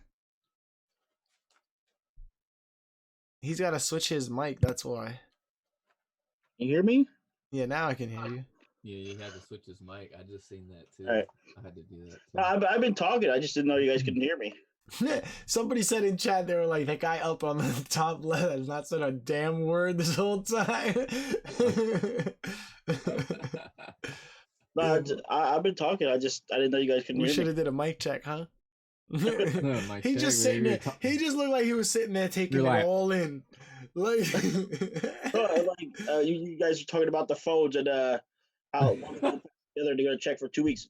Imagine checking me for 2 weeks. I walk through neighborhoods every day of my job, every day. yeah, it's So till yesterday, I'll be in Emmaus tomorrow. I'm every day. I pass by several hundred houses. People out jogging, people out walking. Yeah. They're gonna trace me and trace everybody that came in contact with me. look at that massive undertaking right there just for you. Trace and track everybody that this one person has come in contact with, and your circumstances allow you to be exposed to way more people than just somebody who went to the grocery store. Like the example I gave before, like way more people. Now, how you trace and track those? And then you come in contact with 150 people a day now. So now they have to trace those 150 people and everybody they've come in contact with for 2 weeks. And everybody they've come in contact with in that period of time. That's just, you're that one seed to now being like probably 20,000 people being traced and tracked. Like a realistic number. At the end of the day, to finally get to the end, probably like 20,000 people. Yeah, just that's based on my job alone. You know. Yeah, all of us, I feel like all of us are doomed to be traced and tracked right now just based off know, the sheer man. numbers. If you stay home and you're safe, great. There's no. I don't think there's a way that anybody in the world, can avoid being traced and tracked. Or at one point, I hate to say this, knock on wood, it don't happen, but at one point, some dude in a mask is gonna show up at your damn house with a thermometer and a test, and that's the bottom line, because that's what they're really gonna do. They're gonna go, if they need to. The tracing army is gonna be those people. That's gonna be, show up to your house. Hi, we'd like to test your family. Here, take your temperature, take your temperature, take your temperature. Boom, boom, boom. This one has the antibodies. These never got infected. Let's trace and track this person because this person was infected with the virus. Now we have to figure out how they got infected with the virus. They're good now because they have the antibodies, but now we have to trace and track this person. That's a realistic scenario. Or this person is sick. You're gonna see, like, okay, if we go track this person, we're gonna see if he gets people's re-sick or if it, like, oh, okay. Yeah, they're he's talking sick, about people who have the antibodies also being able to be infected again now. Yeah. So now you're in a separate category. First, they said these are the people that can go to work again. But what if in 2 weeks, 3 weeks, it's 100% confirmed these people can get infected again and they can spread it again? So now what? Now we're just fucked, really. They could just hit a button anytime and check the world if they wanted to. You're right. You're right. That's where it's leading to, a mass computer system where everybody... Maybe that's an accurate way of thinking, but I don't think they would take the tracking that far. I think they would if they need to, but the problem and the reason that you won't see it on such a large scale, maybe not this year, but I guarantee you this idea and seed that's been planted in their mind for tracing and tracking and prevention in future, they're gonna have a whole fucking army by fucking 2025. You understand? In 5 years, that army can actually hit those numbers. They'll prepare for it. What if this shit, they're talking about seasons of this. So you're talking about you and your daughter wearing masks for a couple of, for the rest of your lives now. What if this shit does last a couple of years? Hope to God it doesn't, man. Hope to fucking God it doesn't. But what if it does? What if this is our new life and we just have to accept it? Redesign how we think, redesign how we move, and boom. Every pandemic's lasted a couple, like 4 to 5 years, but if you even look back in the daytimes, they were lasting like 5-10 years. Yeah, but what if this is an example? Like I don't trust the 12 to 18 months. I don't trust shit. I don't trust the 12 to 18 months because every single time that they've been asked for facts on a period, they said we don't know. You said, we don't know. So how are you gonna tell me 12 to 18 months? Where'd you get that from? You hope, because usually in normal circumstances, that's the timeline you might be able to work with. They just said the hydroxychloroquine was going to help, and then 2 weeks later it said, oh, it's helping people. Then 2 weeks later it said, oh shit, it was responsible for actually making people worse. We overlooked this, or we learned this is new. Now what? I wouldn't trust that shit because it's like you don't know the side effects, hasn't been really been tested, and they're just thinking about it. They're just rushing it out. Reminds me of some I Am Legend shit. They found a cure for cancer, rush that shit out. And all of a sudden, all these side effects start happening, People start losing it. Kind of like throwing tape on a glass door, trying to keep water out. Yeah, it's yo, Thirsty, much love, man. No problem, my ninja. Yo, it's very crucial that we try to understand this. So I'm gonna play this for a second. I want everybody to listen. Cody Z, if you're watching the stream, pay attention to this part right here, because they're talking about regions must have a baseline of 30 contact tracers for every 100,000 residents. So for every 100,000, their baseline is going to be 30 people tracing and tracking you to work closely with you and their teams to figure out, all right, How many is 100,000 residents? So this is gonna be like a whole new job thing going on. Like, Yeah, who's gonna take what is this that? type of job? And they're talking about deputizing these people. So there's a different. I'd straight up get a job doing this. But it's a Alright, Matt. deputization. It's gonna be able to impede on certain rights because you're now being given an authority level of responsibility and Yeah. recognition. You're gonna be given that medical police type level of authority. Yeah. Where it's like, yo, we're doing this for the public safety health, and we have these rights, and we can come in your house, and we have to. The Constitution doesn't apply to us because we're those people, and it's the world health, and you could kill someone else, and that's why your constitutional rights don't care, and that's the fucking fine line that they're gonna be going across. Every time that we have to be questioned and every time we have to be concerned about that, that's 30 people per 100,000 residents, and they're talking about ramping it up. So that's just my neighborhood. That's just my neighborhood. There's going to be 30 Honestly, people to that's work with your crazy. neighborhood each. So think about the army that they need. 30 per neighborhood or per 100,000. How much is the world's population or just America? You know? And How it'd be many? a squad. You know what I'm saying? It They're wouldn't be gonna like need one an person. army It would to be like cover a those squad. numbers. They give you the breakdown like that. That's why I'm not playing it yet. They give you the breakdown with the smallest numbers. You think you compare it in your head. This is like visual gameplay with your mind, visual mind fuckery. 30 for every 100,000. You see that number, you think nothing when you compare it to the population of America. When you think about this crisis, it's affecting America, your state, even your state. You think 30 people are going to trace out of every 100,000 residents. You're like, the number's nothing. But when you put that and apply that to the actual size of what they need to do America, that's bigger than our fucking military. You understand that?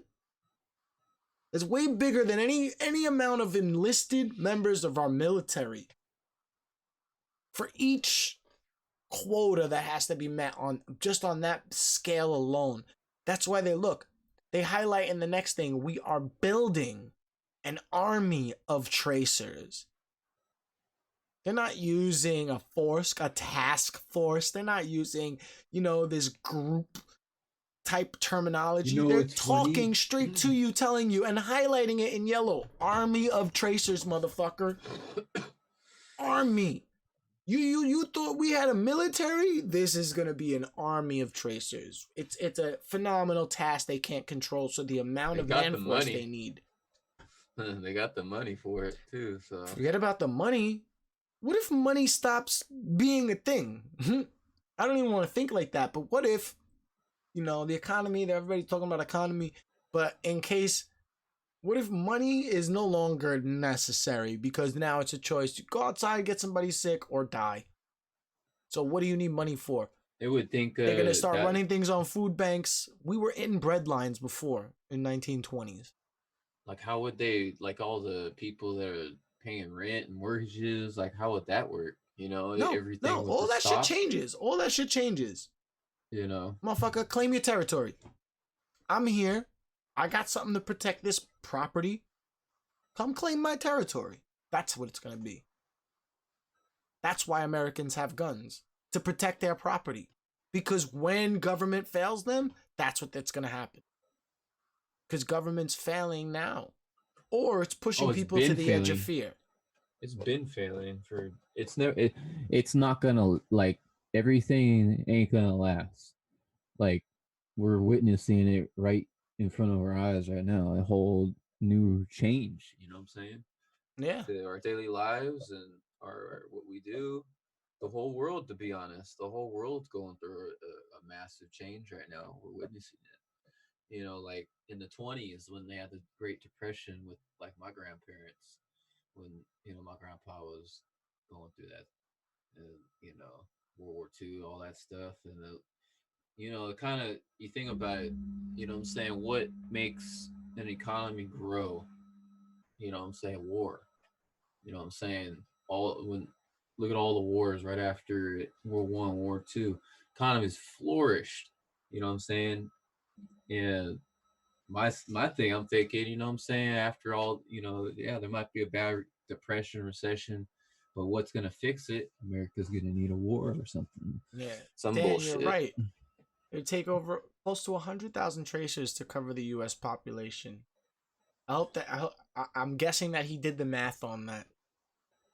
In But the yo, war, it could be anything. It could be a civil war. It could be something right this here is in what our they're own doing. They're country. using this war, the tools that the president used are war declaration tools, like things that we made after wars. You know, the Army Act, all the Production Act, all that stuff. It's because, yo, we're at war. Now we got to tell you what to do because we got to survive. It's not about you have a right, you're a private person, you're this, you're that. It's like, motherfucker, you're not killing anybody else and we need to save lives. So this is how we're doing it. If you don't like it, you be on this side and we look at you as the enemy. We look at you as somebody who's threatening other people's safety, threatening other people's lives. They'll use whatever terms they want, lock you up, throw away the key, and you can suffer yourself if you want to be stubborn. That's man. Let's play the rest of this really quick, and then we're going to finish this up and wrap it up. Been in contact with, and then contacting those people to say, do you have any symptoms? If you do, you should know you were with John Smith. John Smith tested positive. He said he went to dinner with you. You should be on alert. That whole tracing system has never been done, not only in this state, but in this country. So that all has to be set up, and it has to be done. Once that is all done, then you can talk about reopening businesses. Well, which businesses do we open first? You open businesses first that are most essential and pose the lowest risk, okay? Most essential and the lowest risk. Phase one, we're talking about construction, manufacturing, and select retail with curbside pickup. They are the most essential with the lowest risk. Second phase, professional services, retail, administrative support, real estate. Third phase, restaurant, food services, accommodation. Fourth, arts, entertainment, recreation, education. Remember, density is not your friend here. Large gatherings are not your friend. That's where the virus tends to spread. That's why those situations would be down at the end. And then we need businesses to also reimagine how they're going to do business and get ready to protect their workforce, to change their physical environment to the extent they need to, and to change their processes to make sure people can socially distance, people remain in a safe environment. And that's going to be up to businesses to come up with ways to reconfigure their workplace and their processes to make this work. And that's business by business. Government can say these are the standards, but a business is going to have to figure out how to do that. When you look at this state, there are some regions that right now, by the numbers, pose a lower risk. Hang on a second. They said regional basis, right? And they're showing us the regions. Okay. This is just New York alone. Regions. What is this? 1, 2, 3, 4, 5, 6, 7, 8, 9, 10. 20.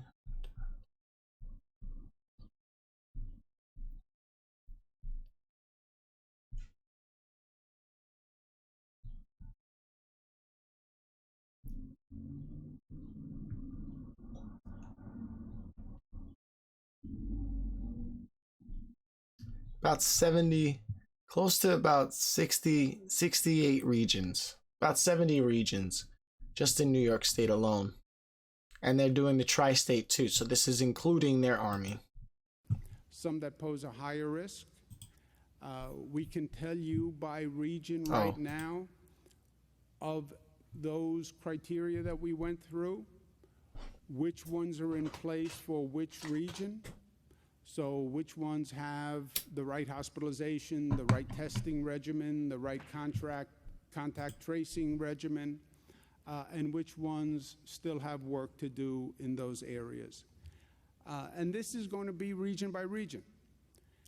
And each region has to put together the leaders in those respective areas who put together this system and monitor this system literally on a daily basis.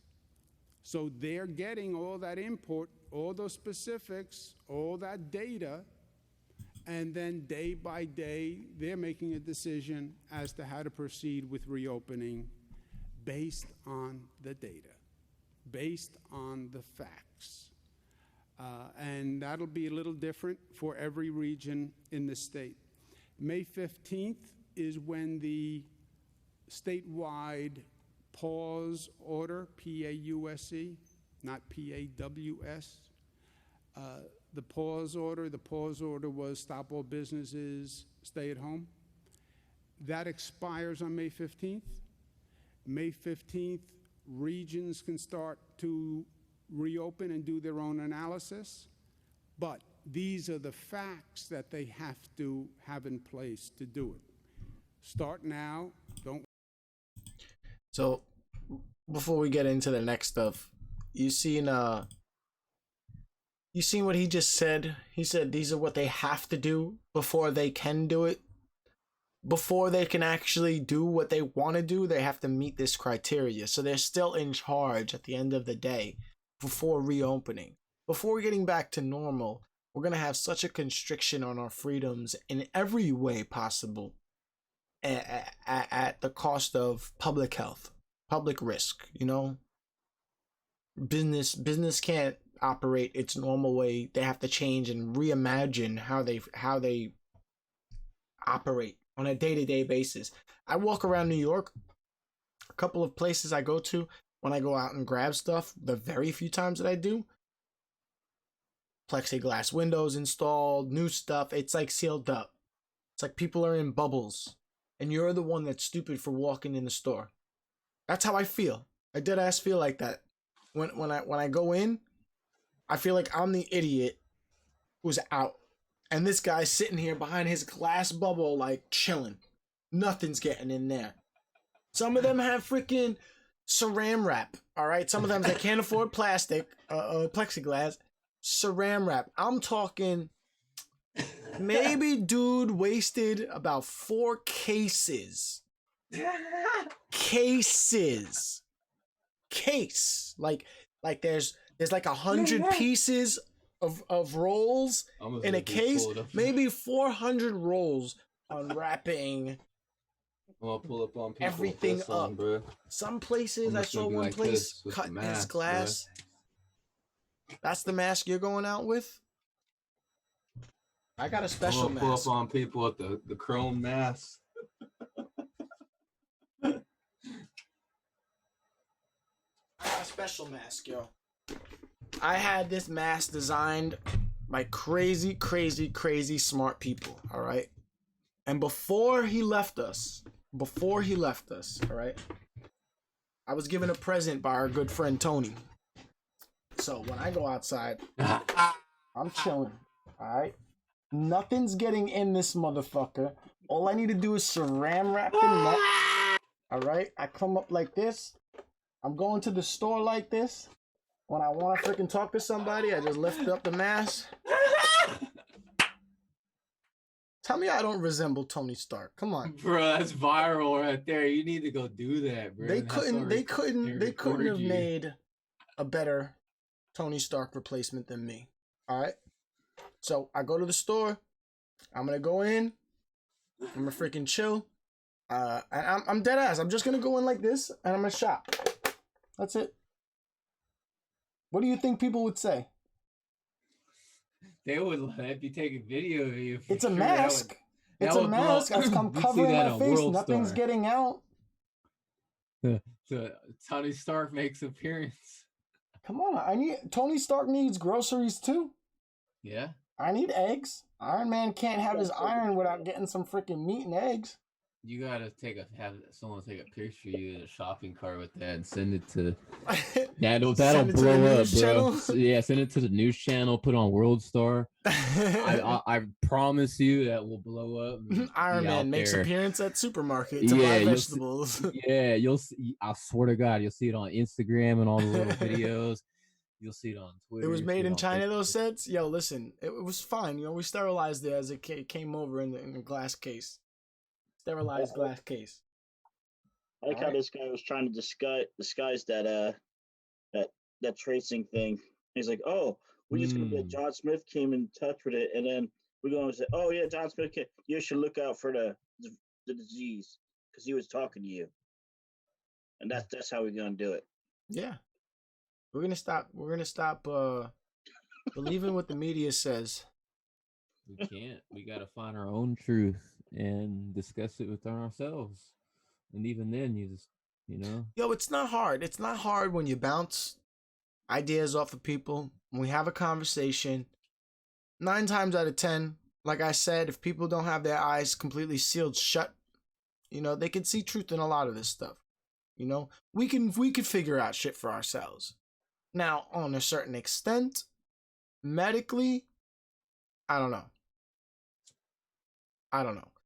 Chris, on your comment about the stimulus money, my concern about that is that going to have to be paid back? No, it's your money. Are you sure? Yours.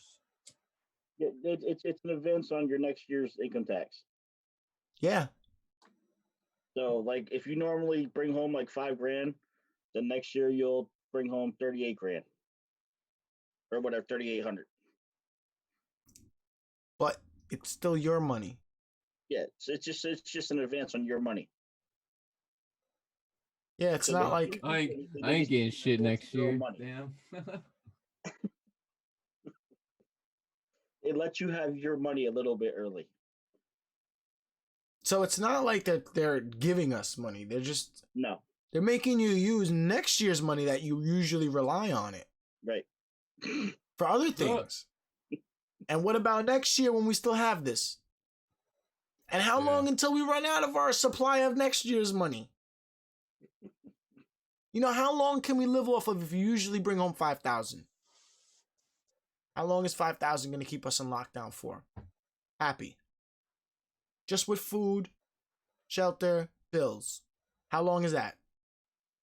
Not a month? 2? Yeah, most 3, you're places going have, hungry. Like, the rent's freaking 2,000-3,000, 5. You know the rents out here is at some places 5,000 to 6,000 a month. Yeah, I don't see that happening. Ridiculous. It's like I definitely don't see that happening. They're talking about opening back up May 15th here. So 11 more days. we got 11 more 8th. days. According to the plan they got here in Pennsylvania, Lehigh Valley is not going to be open up till the 25th. So PA is not opening till the 25th. No, parts of PA are going to be opening now, but the part I live in, which is the Lehigh Valley, is not opening till the 25th. And they're also talking about certain places opening up. But Queens and Brooklyn, where I live, we're the worst out of New York. So you'll probably be near the end of the month, if at all. Yeah, we're the worst out of New York. All the Jewish communities in Williamsburg and Borough Park, they've been having nothing but freaking 2,000 people in the streets acting normal. Spreading it through our community like nothing before. A lot of these people, they don't have freaking ways to stay home. A lot of these people are working. Yo, I just want to take a minute right now and thank God that I'm blessed to have been fired when I did. When I got fired from my job, I thought it was a bad thing. I look back on it now. Yo, they were still having them work after the shutdown. So, Yo, they were still, and the way that motherfucker, I'm sorry, that motherfucker was a dirty motherfucker. He's gotten me sick at work 5 times. I'm never sick. I never usually am sick. I know me. For years, I don't get sick. When I worked there, I got sick more times than ever because that motherfucker was dirty, blowing his nose around the office, like bad hygiene, okay? Thank God I got fired when I did. Thank God I was already on unemployment, avoided all the bullshit about everybody not being able to sign up now and get their money or whatever. I was set from the day one. Thank God I got fired. Thank God, because I would have probably been infected. That office that I worked at, that building, a lot of people have cases in there. A lot of people have cases, and it's because they have a home, the home nurse aides. They that's their training camp and headquarters in that building.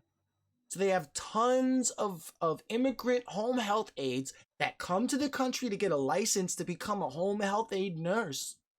And then they go to all these older people's homes. They spread that throughout that whole building. Thank God I got fired when I did. I thought about that last night. I was very upset about all the shit that went on by getting DDoS yesterday and all this shit. And that came across my mind. I was counting my blessings, trying to figure out like what I got to be thankful for. Thank God they fired me. Honestly, thank God they fired me because I would have been infected 100%. 100%. And I've been in a worse position than ever, not being able to receive unemployment or being in a position that a lot of people are still in. So that's definitely something I have to be thankful for in the definite times that we're in. Thank God. I thought it was a bad thing getting fired. Thank God I didn't freaking stay at that job. Thank God I didn't get sick at that job. My heart goes out to everybody that's still going through it over there. But hell, I don't know what to say. Wait till May 15th. Don't call Let's me see what up the on May rest of this 15th guy and say, says. "Well, We're gonna wrap it up the pause soon." order expired. I want to open because I'm going to ask you the questions I just asked. I just presented. Do you have a health care system in place? Is your health system ready? Can your hospitals handle it? Do you have testing in place? Do you have tracing in place? Have you talked to the businesses about how they're going to reopen? So we have a couple of weeks, but this is what local leaders, this is what a community has to deal with to reopen safely and intelligently, in my opinion. This can't just be, we want to get out of the house, we're going. No. Let's be smart, let's be intelligent, let's learn from the past, let's do it based on facts. You know, we are at a different time and place. Government is fundamentally in a different position than it was just a couple of months ago. This is for real now, right? Government politics, it's not about optics, it's not about celebrities, it's not about press releases, it's not about what I put on Instagram yesterday.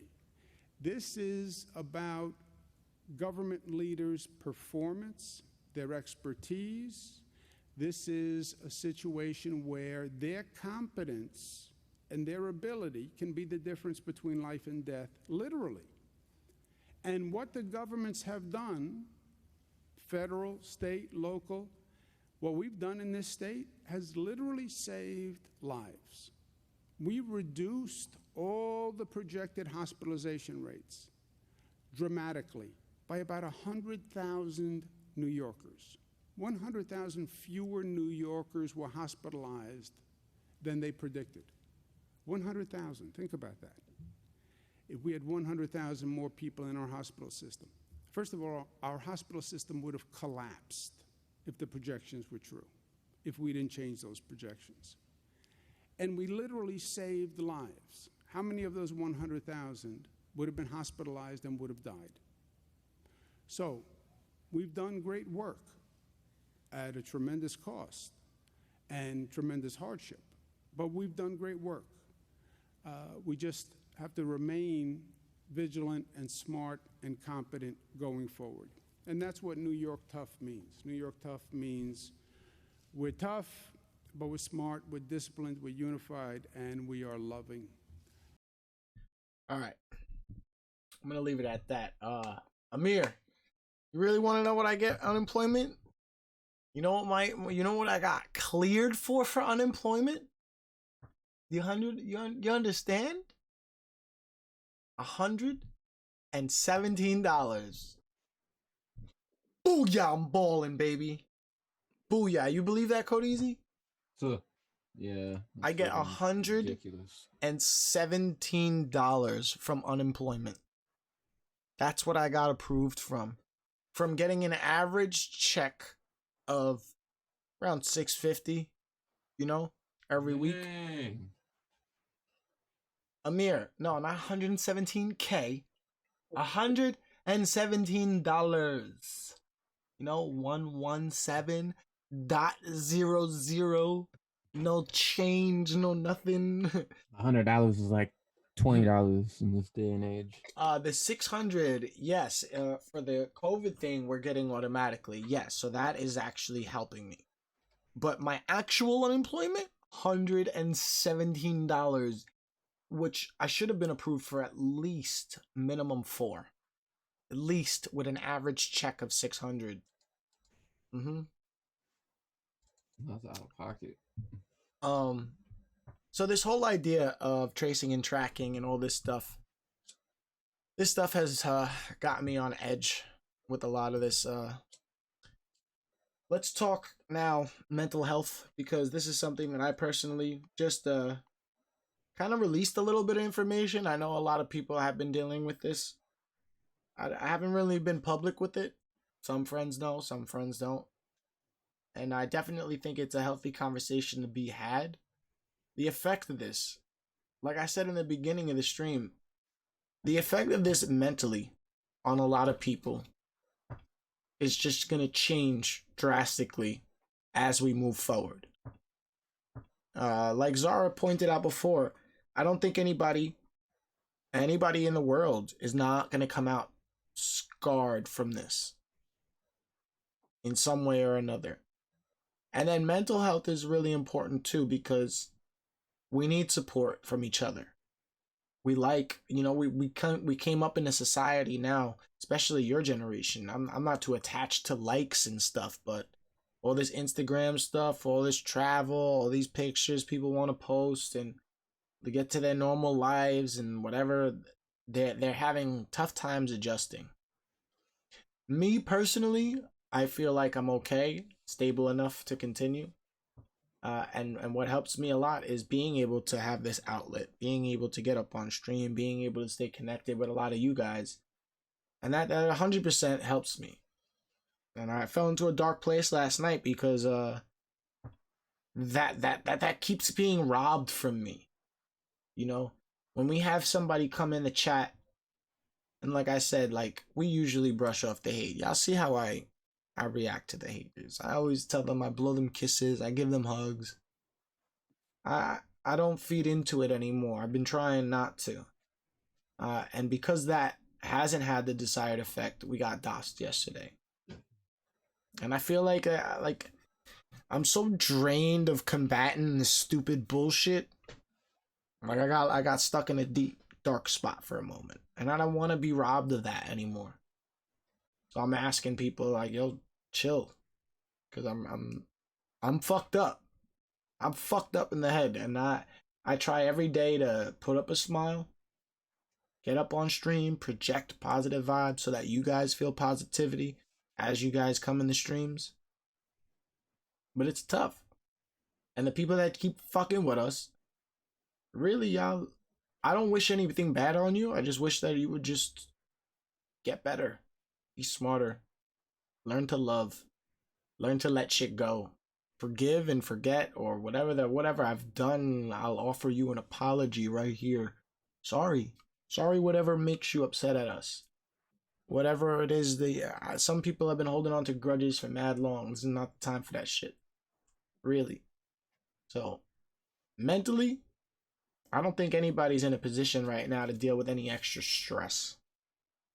And definitely it's time for you guys to express yourselves if you can't. If you haven't already. If you haven't felt the need to, now is definitely the time to just sit back and chat. and just talk and make sure that people understand you. Cause I'm not fucking playing around. When I posted that yesterday on Twitter, I've been in those dark places where I don't want to live. And I find myself in positions where I gotta find a reason to live, and then I question, is that reason good enough? And then I have to get another reason. Or is that reason really worth this shit? I have to weigh these decisions out. I should never be in those dark positions. And I know a lot of us in the gaming community, we've dealt with a few of those scares. Recently, we did lose somebody, and I didn't mean to put that type of fear in anybody. If I did, I received a lot of DMs, a lot of messages. Still haven't responded because I was just in one of those moods last night, and I broke a 5-month sober streak for myself. Like, I smoke weed and shit, but I don't drink. And sadly, I killed like most of this bottle last night. I don't know if you can see it or not. I keep disappearing, and it didn't make me feel any better. So I felt like we needed to just have this conversation. And if those people that were here yesterday that did that, now they can hear this side of the story. Now they can hear this side of the bullshit. I don't want to entertain the bullshit no more. I thought about coming on here. I thought about coming on here and doing another one of those 20 minutes of fuck you beef music. Build up the anticipation, rip some people a new fucking asshole, expose this motherfucker here, that motherfucker there.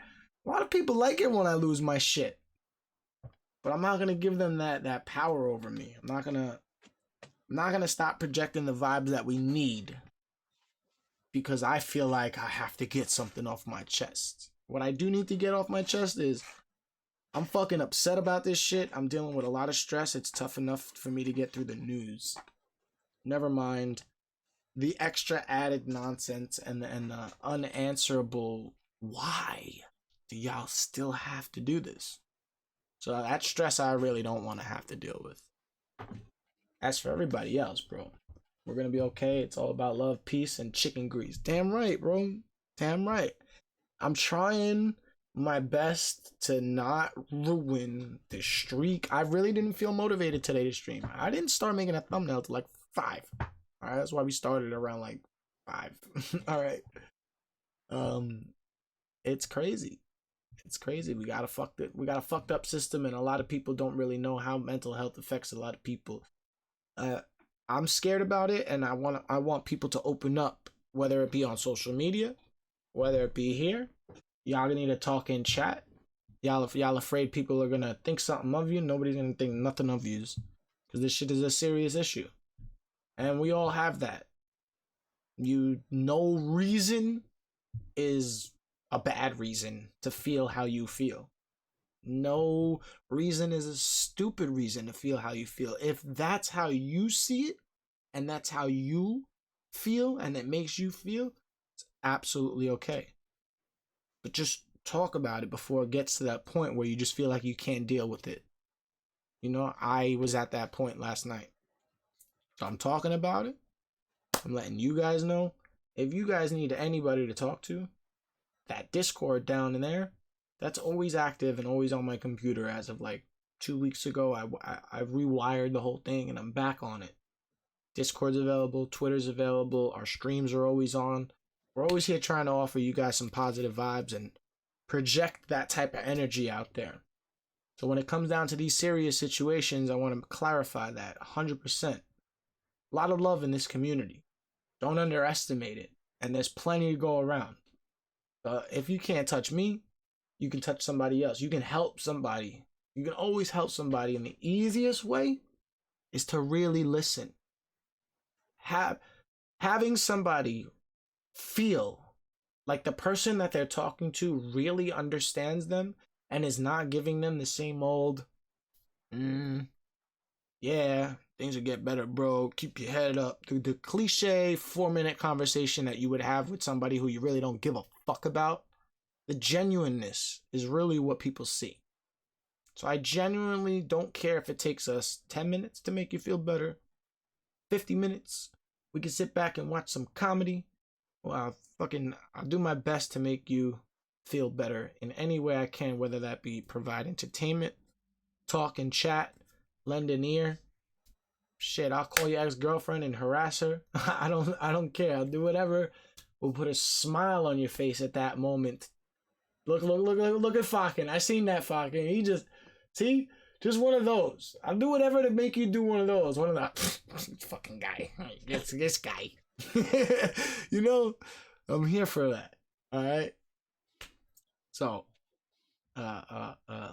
it's definitely something that I've been telling people to be aware of and to reach out to other people since the beginning of these streams. But it's something I'm going to emphasize a lot more now going forward. It's a daily reminder, just like your ninja dabs, all right? Y'all made me do mad ninja dabs on Twitch, by the way. Y'all seen the new little redeem things. I seen everybody going and clicking and making me do ninja dabs. So yeah. It's just something that we're gonna keep on top of and make sure that everybody's, mental health check. All right, keep your mental health in focus. And if anybody needs help or support, that's what we're here for, man. Besides the gaming, we are a community, and a community is there to support each other. So, like I said in my message to all the subs that I put out today, and most of yous, I think I'm gonna repost everything that I posted on Twitter and the message that I sent out to the subs on the YouTube community tab, so they can see it too and understand the position and the context of everything. But definitely, we're here for you, and whether it be gameplay, whether it be to chat, whether it be to chill, whether you come here to get a smile or whatever, I appreciate y'all. I appreciate y'all for coming through. I always appreciate everybody. No matter if you're here and you don't say nothing, if you've been here, thank you. So, Easy, my ninja. Yeah. It's always been a pleasure, my bro. Fakin, my ninja, the silent man up in the corner. Yeah, this is something that I want to continue at least once a week. Monday, and then Tuesdays we're gonna do probably 2 streams, 2 for Tuesdays. We'll do team stream Tuesdays, and we'll try to make up for Monday's zombie stream. But definitely, I want to try and focus on something like this for the future, about just like kicking it and bringing some people in the Zoom and chatting. It don't even have to be live too. If certain people want to just chat, you're always welcome to join the Zoom too. Don't forget, just ask and you can be given an invite like that. There's no criteria for you to get in there. Just don't be an asshole. That's it. Be a decent human being. That's all I ever expect from anybody that comes in here. You don't have to be good. Just don't be an asshole. Don't be goody two shoes. Nobody expects you to be all perfect and shit. Just be a decent human being, and that's all we can ever expect from you. This is one of my favorite streams to watch. It was real. Thank you, Chazzy. Yo, sometimes we just gotta get real. Sometimes we gotta sit back. We gotta chill. The current events are important, and to act like they're not, and just act like everything's normal and just continue the gameplay and the gaming without mention of this and without real focus on it would be irresponsible for anybody who actually gives a fuck. And I do give a fuck. So please stay up to date with everything. If you don't just get your updates from me, please. That's number one. I shouldn't be your main source of information. Definitely stay up to date with your local news. Watch all of them. Shit. You don't trust your news, watch all of them. Compare them and come up with your own conclusions. That's the best. Just take all the information that you can and be aware of it. Hopefully there is a vaccine soon. Hopefully some of this stuff relieves a lot of the pressure that a lot of people are feeling right now. But if it doesn't, we have to prepare for what's next. We have to start having these conversations. We got to figure out how we're going to move forward. And I think it's mostly important that we do it as a community, as every day, whether this is like something that people want to watch or not, doesn't matter to me. If it's important, that's what I care about. And this is definitely important. So I want to say thank you to everybody who came today, hung out. My boy Duke. Definitely next time that we're gonna talk, I want to have a few people in here. We have some topics that I'm gonna be discussing about with a few parents. We got to see Duke's perspective, and I wish he was here today, now, to comment on this. But it's definitely something I want to discuss about parents that are with their kids, when they're away from their kids. I know Doc has his daughters right now, during this time, and that's really good, and he's able to spend time with them. But his mind frame's got to be, his brain's got to be picked about that. I wonder how he's feeling about this whole situation, and I'd like to come up with some perspective questions to give him. So we're gonna talk definitely next week, Monday. I'm gonna save it for these. All right, and yeah, that's about it.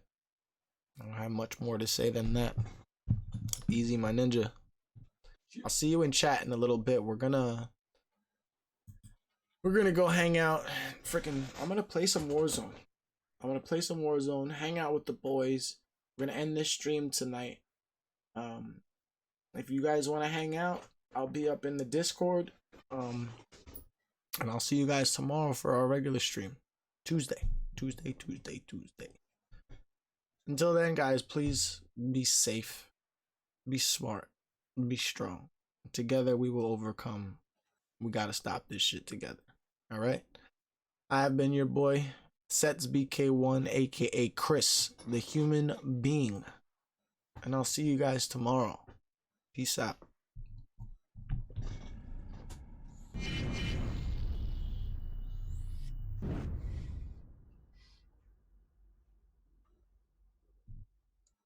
Chill.